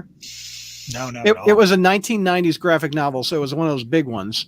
Not at and all. I think this came out after Parallel Lives, which that might be an interesting one. But yeah, it was called Fear Itself. Yep, Venkman, he was like, Fear Itself versus Silver Sable. Yeah, Check out this gal in this outfit here. Yeah, I didn't get those because one, if they were hardback, they were like they were expensive. No, these were paper. These weren't hardbacks. But they were often written by somebody who wasn't a regular writer, so the stories really didn't fit in continuity. Like for example, I mean, and again, this is not a comment on a story, but like Spirits of the Earth, for example, that was an odd story where Spider-Man goes to Scotland because that's Mary Jane's ancestral home. It's never anything that's referred to again. I don't even know. Charles Vess, I don't think was a regular Spider-Man writer. He did Web #1, the cover. Okay. But like Parallel Lives, for example, was written by Jerry Conway and was a continuity horror's dream because he basically went back and retconned everything from Amazing 15 to have Mary Jane see Peter coming, Spider-Man leaving the Parker house and realizing. So that was different. That was one, again, that was written by Jerry Conway, but some of these others, are not written by regular writers and they don't really fit. Emperor Doom, I think, was Stern. I meant to read that one. I think that one was supposed to be good. There was a comment up here. Where was it? Man, the comments are coming in so hard. Oh, Venkman, you covered Deathlock in episode 233. Look at you, Venkman. Yeah, Venkman's Uncle Rizzo says, favorite thing about Crawl Space is Spider History and Friday Night Fights. Thank you, Uncle Rizzo. That's really nice. There you go. Where's my wallet? Hornacek says, for a long time, I thought Sam Ruby was an actual person. No, the dude that owned that site, I'm a buddy with him on Facebook. He doesn't post very much. He after Brand New Day, he lost interest. And his name's Eric. He owned that site, and Sam and Ruby were the name of his dogs. Yep. So yeah, I always thought it. I mean, I remember him saying, because somebody asked him where the name was. I interviewed him. Yeah, you did. He was one of your first guests, actually. Yeah. But I think he had a Q&A on his site or something, and it was 2 dogs. But no, I mean, Sam Ruby. Yeah, I always call him Sam Ruby. I always thought. I mean, knew his name was Eric, but to me, he was always Sam Ruby. Yeah, exactly. Yeah. But yeah, he had one of the greatest.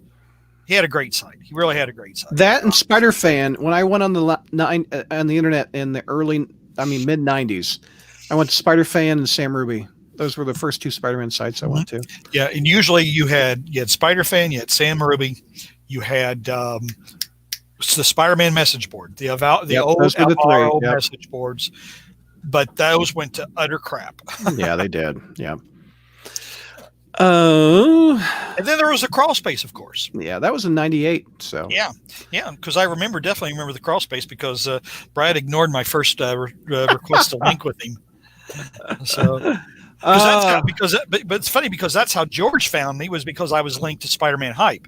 I had asked Spider-Man Hype to link to me, and they did, and that's how George found me. And then what happened to Spider-Man Hype? Are they still a thing? They changed. No, Superhero Hype now. Yeah. I never go to that site anymore. Let's see what's going on over there. Hero Wing had asked me what some of my favorite Doctor Strange stories are. Here, I'll find it. It's up here. Marvel Premiere number 10. I like a lot. That's the first time we really see Shuma Gorath. Shuma Gorath, I love Shuma Gorath to death. All of my favorite Doctor Strange stories really come from the 70s. Yeah. The weirder, the better. Like when he's fighting people like Size Neg, and when he's the whole thing with like Dormammu and Clea and Umar. That's all really. Did you like Clea as his wife? Yeah, I did. Yeah. Did you like, because almost all the issues are up on Marvel Unlimited. I thought about hitting them because I've never read them. Did you like Defenders? I did. Yeah. Defenders didn't really have any memorable villains. Yeah. But I liked them as a super team because they were very loose. It's not like we have to get to the Defenders jet. I mean, it wasn't anything like that, right? Yeah. Like literally these four badass dudes that half the time didn't even get along. Yeah. Second of all, they sometimes they had to overcome one another to get shit done. But it was always interesting to me. Yeah. It was always. Did you like the second version of it where Strange left and I think Nighthawk, was that his name? Nighthawk? When like Valkyrie and Nighthawk and then they eventually became Valkyrie and and the X-Men. This is what it was. It was like Then later it was Angel and it was like Iceman, Cast Off, X-Men, and Gargoyle, and I was like, nah, I didn't follow it. Oh, Clea. I'm sorry, it's not Clea. Sorry, Hornacek. Matt says, Brad and George, have you ever had a photo with Spider-Man when you were a kid? I don't. I have, yeah. Oh, you did? Tell me that story. I'll be right back. The only picture I have is with Spider-Man. I used to JR and I worked together on a site called Hero Realm. 20 years ago, and back when the Spider-Man cartoon was going, they did that Fox tour. Fox Kids tour of different arenas all over the country. Yeah. So when they came to Dallas, my friend Alex and Alex is who we did Hero Realm with. They came to Dallas at the Dallas Apparel Mart, and we took his kids. He had 3 kids, and Spider-Man was there because of the animated series. And Alex was like, "Well, why don't you go have your picture taken with Spider-Man?" And I got shy. Well, how old were you? I was like, dude, I was a grown-ass man. Okay, and you got shy at a grown-ass man? I did. And I was like, no, he's busy. That was my excuse. No, he's busy. And I didn't want to go over there. Like it's when a kid sees Mickey Mouse for the first time. And I was like, no, he's busy. And he was like, dude, are you bashful about going to meet Spider-Man? And I was like, no, it's stupid. Yeah. But I kind of was like that. I was like choked up and I couldn't talk around Spider-Man. And so there's a picture. I've got it somewhere. It's me and Alex and his kids and Spider-Man. And I'm trying to smile while I'm sitting here going, oh my God, be cool. You're next to Spider-Man. Just be cool. Just be cool. You said Alex was a grandfather now, didn't you? Didn't you tell me that Alex was a grandfather? Alex is a grandfather now. Wow. Hornacek says, the assistant editors month would be good. So you could talk about the golden oldie and team up. That would be a fun story, but I tell you, I hated Assistant Editors Month, and the reason I hated it is because on Spectacular Spider-Man 87 or something, they had him 86. Back. 86. It's one of my worst because they had him back draw it, and that was an utterly inappropriate issue because that was the issue where he started to tell the Black Cat about who he was. And It just, any other month, fine. But so you almost couldn't take it seriously because of that cartoon, because of that style. But Spider-Man was taken, he took Felicia to the Daily Bugle building, said, I work here as a photojournalist, blah, blah, blah. And I'm thinking, for the first time, he's telling a woman about his life, and we have to see this arc. So that's kind of part of my... When the Avengers went on Letterman, before Letterman, back when he was funny and wasn't a bitter, angry old man, wasn't that an assistant editor's? It was. Yeah. But which is weird because when Spider-Man and Marvel Team Up went on, or when they had that crossover Saturday Night Live with the Silver Samurai, which we've covered on Friday Night Fight, that wasn't an assistant editor's month. No, it wasn't. And it had that really cool cover with Belushi about to square off on this. Yeah, we just did that on Spider History not too long ago. Oh, did you? We did the Saturday Night Live issue. One of the best Spider-Man issues of all time is the Assistant Editor's Month, ASM 248. I remember this one, John Byrne, all the pages were white because of Snowbird. I remember that. Avengers went on Letterman. Cap, what did Cap do? Captured by MODOK. Cloak and Dagger, Conan, Daredevil. Captured by MODOK. Oh, that's Dazzler, New Defenders. Let's see. Oh, he blew his brains out in that one. I remember that one. And this one, Reed went on trial for Galactus or something, if I remember correctly. I read those Indiana Jones comics back in the day. There's the golden oldie right there. Oh, you did? Mm-hmm. I didn't read them. Where are they? Were they good? Yeah. In fact, the first story I want to say was drawn by John Byrne. I actually had the first issue signed by Byrne and Terry Austin. That's cool. You got the golden oldie. You got Ditko was on a reprint. Oh yeah, there's that art you're talking about. Did you ever read Rom, George? Oh yeah, I was a big Rom fan. Did you? Was it good? I mean, Bill Mantlo, Sal Buscema started. Steve Ditko ended it. Yeah, I mean, I loved Rom. I loved Rom, and I loved that because, like, obviously it was a license. Yeah. Boy, I remember when I was a kid, the Rom came out, and the first Alien action figure from the movie, came out. They came out at like the same time. Did you fight him? No, because I only had one because my mom couldn't find a Rom. And all I had was the Alien, which was really cool and was like an effed up toy for a kid to have anyway. But because they were licensed, Rom was licensed, and eventually the license expired. And I guess whoever made Rom was like, we'll just peddle this somewhere else. And I'm thinking, well, we saw how that went. Yeah. Because whatever became a Rom. But the Dire Wraiths that Rom fought. Yep. Wound up becoming a big part of Marvel, and I loved that. Oh my God, I loved that. I thought that was so cool. Where did they appear? They appeared a lot in Fantastic Four. Okay. They were also in a Hulk issue, I think, where Rom guest starred too. I mean, like their story got kind of intricate and like all the ins and outs of who they were and what they did. It got really cool. And so I loved seeing the Dire Wraiths pop up anytime they popped up. I think they were in Avengers too. Kenneth, they were. Will you cover the Spider-Man drug issues from the 70s? I think we have. We did. History. We did. I remember those. Episode number 614. Woo! Look at you. Yep. Well, I've got my list up. But I knew we had done it. Episode 614, May of 2020. So dig into the Spider-Man Crawl Space archives, and you'll find it. Mary asks about the special edition of History of focuses on Spider-Man What Ifs. You have a good article that you wrote about the various What Ifs on the front page that I could probably pull up for Mary. It's old. You wrote it years ago. Yeah, I did a 4-part series called Alternate Spideys, and covered not just the What If stories, but for example, one of the Wolverine stories, which was an alternate universe story of a alternate Fantastic Four or whatever.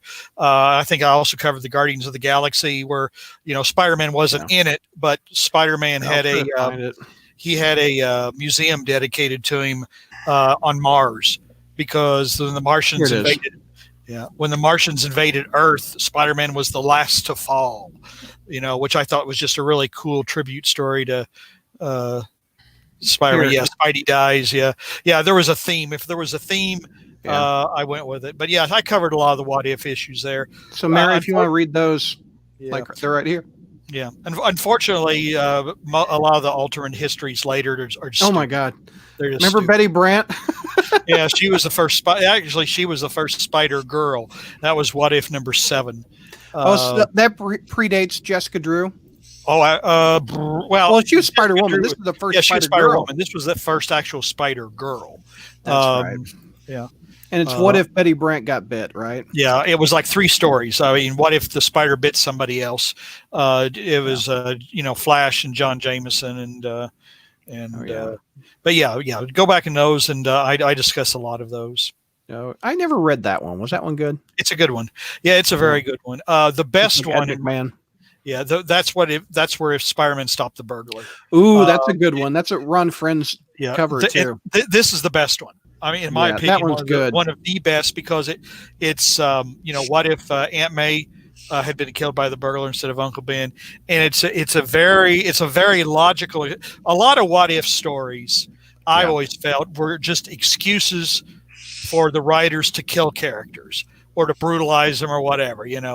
This was just a very logical outgrowth of what it would have happened. What I remember from this is Uncle Ben went down to the paper and yelled at Jameson for going, because he knew Peter was Spider-Man. Yeah, well, yeah, and he made Peter reveal his secret identity to Jonah. Oh, that's right. I remember that panel. Friends drew a great. Oh, this was a good one. Yeah, it was very logical outgrowth. I mean, you could see Ben doing something like that, and where Peter and Ben had a falling out, and then they reconciled. But it was it was a very good story. I like that one. Probably about one of the best alternate Spider-Man stories that's been done. Kenneth wants to know if we'll do an episode of favorite collected editions. I don't have many collected editions. We mainly have been buying these singles for so many years. Roger Stern Omnibus. Yeah. Go buy that. Vinkman hopes that they reprint Indiana Jones in a nice omnibus because Dark Horse stuff's crazy expensive. Now that Disney now that Indiana Jones and Marvel are owned by the same company again, I'm surprised they haven't. Maybe when that new movie comes out, they'll. Disney has no interest. I've been listening to. There's one of the last several months, I've started to listen to various YouTube shows and podcasts, and one of them is a guy who used to do some cartoon work or some comic book work for Disney. And he said that Disney has absolutely no interest in comic book publishing. Any comic books that came out with Mickey or Donald or whatever, they were always farmed out to a third party. Wow. So, and plus Disney wouldn't even release like the Spider-Man stuff on DVD or anything, the animated shows. I mean, you can't buy Spider-Man and his racist friends on DVD. You haven't been able to. And you can see it on Disney Plus though. Some of them. But Disney has no interest in publishing comic books. And Ike Perlmutter, for example, has absolutely no interest, and he still runs Marvel. Why? Because he's such a big stockholder, Disney won't tell him to go piss off, which they should, but they won't because he owns so much stock. But he eviscerated Marvel's. Marvel couldn't keep a library because Perlmutter didn't want to do it. He was like, he thought, well, it costs too much money, and so he didn't keep a lot of this stuff in print. So Disney's not Disney ownership is not between Perlmutter and Disney. They've not done the comics any favors. Gary wants to know our favorite Spider-Man movie, Spider-Man 2 with Doc Ock, who if rumor has it, we may see Alfred Molina again. We may see him back on the screen. I haven't heard that one. That's still not going to get me into a MCU Spider-Man movie. Well, what if you have a Sam Raimi Doctor Strange movie where spider stuff starts happening at the end? I'm definitely going to go see the Sam Raimi Doctor Strange movie. Yeah, that's just a given, and I actually trust him to get Doctor Strange correct a lot more than Scott Derrickson did. Yeah, 100%. I trust Sam Raimi with Doctor Strange. Is Spider-Man 1 your favorite, JR? Yeah, I would say so. Obviously because of the I mean, it was the Green Goblin. Personally, I always felt Spider-Man 2 was overrated. We've discussed that before. But I thought Spider-Man 1 was dating badly, but I started to appreciate it more because, after all these years, you hear people like they complain about being in a superhero movie. Sally Field complained. And then you go back and you look at Spider-Man 1, and it's just so obvious that Willem Dafoe is having a blast. Yeah. He did a great job. You watch that and you listen to his later interviews, and he doesn't play it down there. Yeah. I thought it was a great thing to do. I liked doing it. I mean, it just, he just he's having a good time. And it's kind of hard, it's hard not to appreciate that, watching somebody actually enjoy it instead of coming back in an interview and saying, yeah, I took it for the money. It was actually beneath me, but I just did it as a favor. So we have Spider-Man 2 from me, Spider-Man 1 for JR. George, your favorite? Oh, no, I said this in chat. It's Spider-Man 2. We'll never, ever see a Spider-Man movie as good as Spider-Man 2 again. Yeah. We will never see it. And in chat, Nintendo says Spider-Man 2 is overrated because Doc Ock is overpowered and can only be defeated by drowning. For me, the reason that I don't think so. Spider-Man, I don't think so either. But the reason that story worked is because it showcased something that only like longtime Spider-Man fans would know, who've read stuff outside Marvel Universe also. Or not Marvel Universe, outside Spider-Man comics in the Marvel Universe.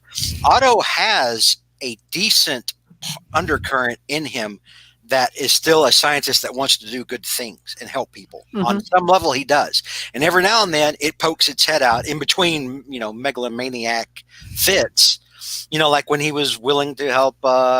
I mean, it took some cajoling and some a little beat down by Reed, but I mean, like, he was willing to go and try to help save Sue's baby. I remember that. Fantastic Four. So there are human moments every now and then that Doc Ock has. We saw, to his credit, even Slott, who I always maintain, Slott is a much better writer for Otto than he was for Peter. Yeah. We even saw that a little bit in Superior Spider-Man, and I think that movie showcased the part of what makes Ock human. And the way he sacrifices himself at the end when he realized, oh shit, I've gone too far. Yeah. What am I doing? And I really liked that. It was a human villain with just the right amount of over the top, but also pulled that back a lot of times. And I just enjoyed it. I mean, just across the board for me, it's the perfect Spider-Man film. Yeah. Heroing says, JR, what was your favorite part about writing your articles? Spidey kicks butt. I like doing I like doing any articles with the Green Goblin. I mean, I just always like those characters, Norman and in his relationship with Harry.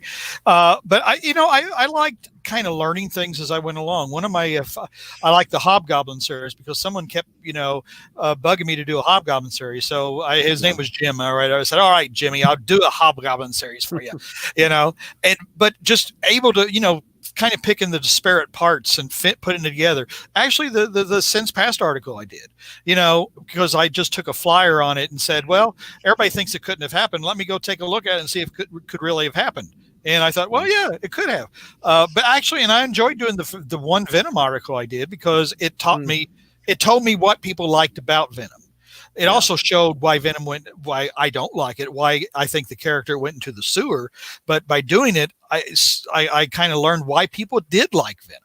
The aspects of the character that were positive and should have been reinforced instead of, popularizing him and turning him into. So, yes, I liked articles that sometimes told me something I didn't know. And then articles that were kind of tapped my creativity to try to make sense of them, to try to come up with a coherent. So those were kind of the enjoyable parts. If you want to read JR's old articles, they're right here on the front. So if you click that, they're divided into topics here. And also, I added these over the summer. Over on the right side, right there. You can see it right there. I made that little graphic for you. Yeah. So warning, yes, and I do greatly appreciate that Brad has preserved those because there are a lot of things I stopped writing for a lot of different reasons. You're on this show. Well, yeah. One, Brad put me on the show, so I was talking about Spider-Man all the time. So it kind of made SKB kind of redundant. 2, we were in the brand new day, and there just was no point of writing about any of that. I mean, because it was, 3, I just realized when I stopped writing, I took a sabbatical. Then I realized how many things I wasn't doing in my personal life I should have been doing when I was writing. So that was kind of part of that. By the way, if you want, but they're dated, and there are some opinions I haven't gone back and edited them. And I know that there's one person in particular who's gone back and pulled out some things I've said 20, 25 years ago, and has kind of flagged it. And it's like, folks, it's kind of like, you know what? I left them as they were. I didn't change them. Yeah. But there's some things that I don't quite feel the same way that I did. Yeah.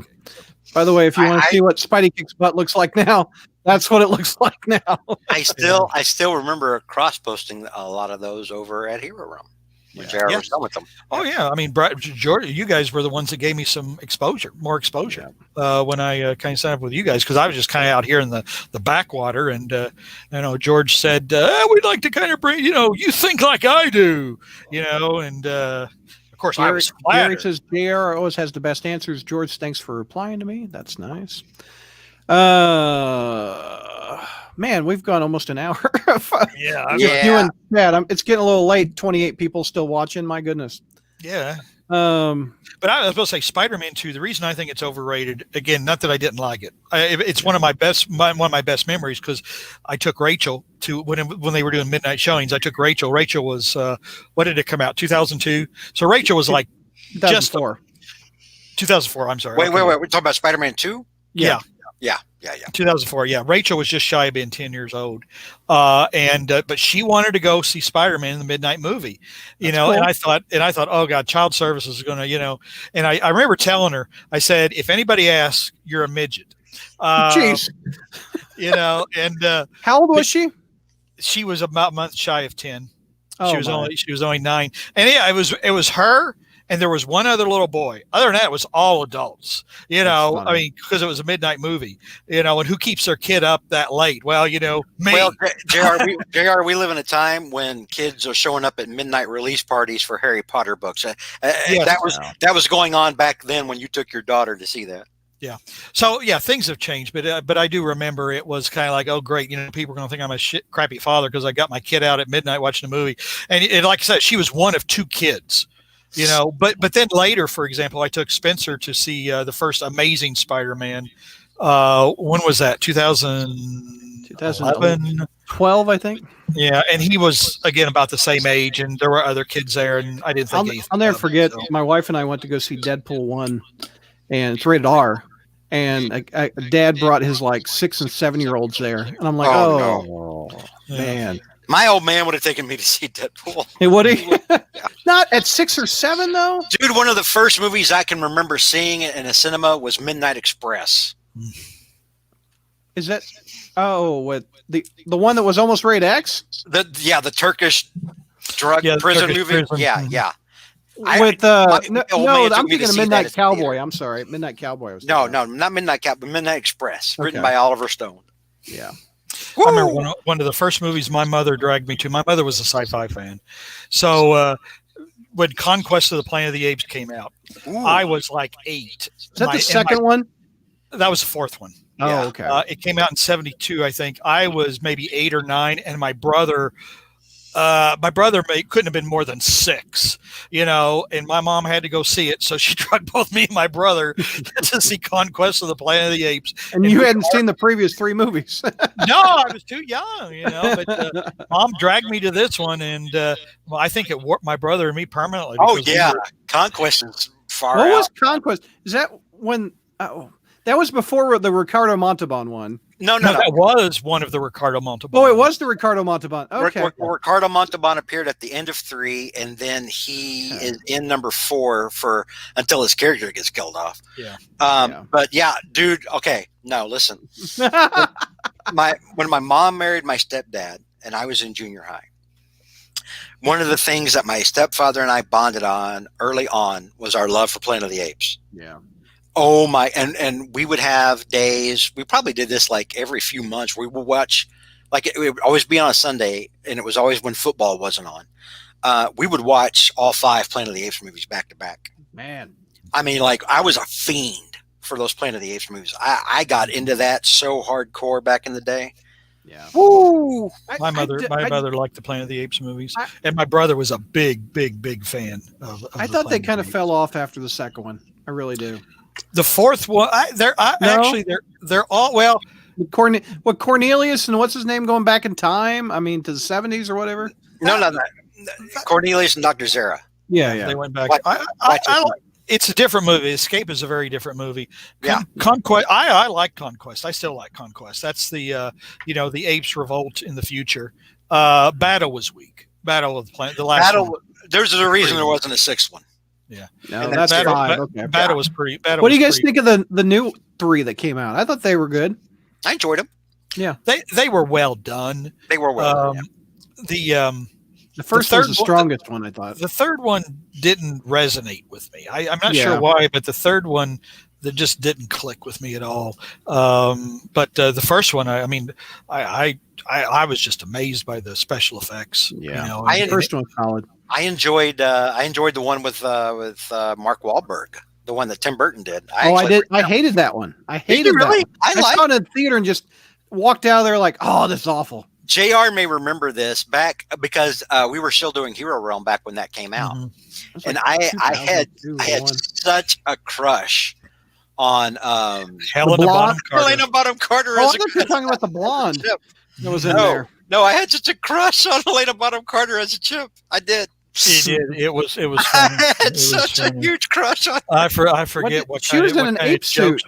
Yeah, I know. We were having some fun with it. It was kind of, I forget what kind of jokes we were throwing George's way, but he really had something for Helena Bonham Carter. I don't know why, man. It just, something did it for me. It's funny. I didn't think a movie was that good. It's been a long time since I've seen it, but the ending, for example, everybody that I was with, I think, my wife, I'm trying to think if Rachel would have gone at the time, but I know that like my mother-in-law was visiting, so my mother-in-law, my wife, and I went, and they just hated the ending. And I'm sitting there thinking, this is great because it's the ending of the book. Yeah. It is. Yeah, the original book by Pierre Boulle. Yeah. There you go. The original. Yeah. There we go. Yeah. Dude, I had such a huge crush on her as a gorilla. I mean, as a chimp, yes, I did. The original book. I mean, now I would say the first movie is better than. It's one of the few cases where the movie is better than the book, because the movie. I mean, again, Charlton Heston doing one of his hamathons, and then that Rod Serling ending with the statue. You can't beat the Statue of Liberty. No. But the original book. Rod Serling he wrote the first one, didn't he? Rod Serling did the screenplay for the first Twilight Zone. Yeah. Which actually, he stole some of the concepts in Planet of the Apes from some of his old Twilight Zone episodes, like when they wake up after they've been frozen, and the woman's cube has been smashed and she's died. That happened in a Twilight Zone episode about four burglars who'd stolen some gold and they froze themselves, and one of them died but anyway, the original book was set like in the 26th century, and the astronaut actually did go to another planet. And it wasn't Earth. Okay. It wasn't Earth, and it was run by apes. So he escapes with Nova, and they go back to Earth. But because of the time differential, he goes back like because you go back. They figure if you actually traveled in time, you wouldn't age much, but everything around you would. You come back. So he goes to the Planet of the Apes, and he comes back, but Earth has aged 700 years, and Earth is run by apes now. Oh. And that's his ending. It's like he gets in a cab or whatever, and it's driven by a gorilla. So that was the ending of the first, and the apes have taken over everywhere. So because he goes back into space, and his story is told because essentially, I guess he wrote a note in a bottle and cast it out into space, and these astronauts find it, and the astronauts read the story. And they think, well, this is a really silly story. Humans that can talk, and the astronauts are apes. Yeah. But so the movie, when Wahlberg goes back to Earth and it's run by apes, I thought, oh my God, this is great. This is the book. And everybody around me says, this sucks. Yeah. Dude, I lost my crap when he gets back to Earth and Abraham Lincoln is like a chimp. Yeah. And I was like, oh! It's Tim Roth's chimp, Yeah, well, I was like, wow. Well, doesn't that make you want to watch the sequel more than what you just watched, though? Exactly. That's the thing. It stops when it gets good. It stops when it really gets good. But the reaction was so bad, and Burton had such a hard time with the studio filming it that nobody had any desire to do another one. But yeah, you're right. That's where a movie ends, when it gets interesting. Exactly. But I hate when a movie does that. I even like because Marvel did some Planet of the Apes comics back in the day. Oh, I remember. Yep. By the way, Spider-Man Far From Home is a great example. When the movie started getting interesting, is the very end of the movie, and I want to see the sequel to that movie more than the one I just watched. Did you feel that way, JR? No. You aren't interested in his identity and J. Jonah Jameson and all that? No, because it's going to go. I think it's going to go batshit crazy. I mean, I can if they're talking about if they're having Doctor Strange, and again, no offense to Doctor Strange fans, but I'm sick of seeing Spider-Man share his movies. I am, 100%, 100%. Sick of seeing that. The fact that they think it's going to be a multiverse of madness, and Jamie Foxx is coming back as Electro, potentially Garfield, and it's not going to be a Spider-Man story. It's not going to be, it's not going to be a Spider-Man story. So, I mean, obviously, I'll go. Spencer will want to go. It'll be fun. But I like the idea of Garfield and Maguire and them coming back. I love Maguire. Not in this one. I love Maguire, and I love Alfred Molina, but there is nothing that is going to get me in to see the next MCU Spider-Man movie at all. At all. Yeah, I'm not looking forward to it either. They squandered too much in the first film with the Iron Man Jr. crap. Yeah, and I'm just that's why I didn't go see Far From Home, and it's why I'm just done. That's why I've just given. It's the same way I've given up on the DC Universe movies. Yeah, I think I'm just out. Yeah, there's no point. Speaking of being out, I think we should wrap it. What do you guys think? I do too. Yep. 27 viewers. Thanks for watching 4+ hours of us recording 4 episodes into 2021. These will come out monthly, audio form. Patreon members will have these for 2 weeks. So you can sign up patreon.com/crawlspace and I'll release them. We'll be back probably in December. George and JR and I have to talk about when we should schedule that. We'll do that off the air. But we've got, like I said earlier, but not tonight. We got a Spider News coming up where we'll explain Spider-Man is his racist friends, is what JR's been alluding to for 4 hours. We got some ASM wrapping up Kindred, or talking more about Kindred. I've got a Spider cosplay episode coming out where we're going to talk to Black Cat cosplayers. I've got a Spider collector that wants to do a show in December, so I think I'll do that. Also, I just need to email him back. I've been busy. If he's watching, I will shortly. Mary says, thanks for the entertainment. Hornacek, great shows. Love the post-show banter. Yeah, I like these too. You guys have a lot of questions. Heroing, thanks for the great content. Yeah, and if we didn't get to them, it wasn't personal. It's just as you're seeing them, they scroll. And sometimes there's a lot of that's a good thing to have a lot of interaction with the fans, and it's neat to do this. When we started this show, we didn't have this. So, all right, gang, talk to you soon.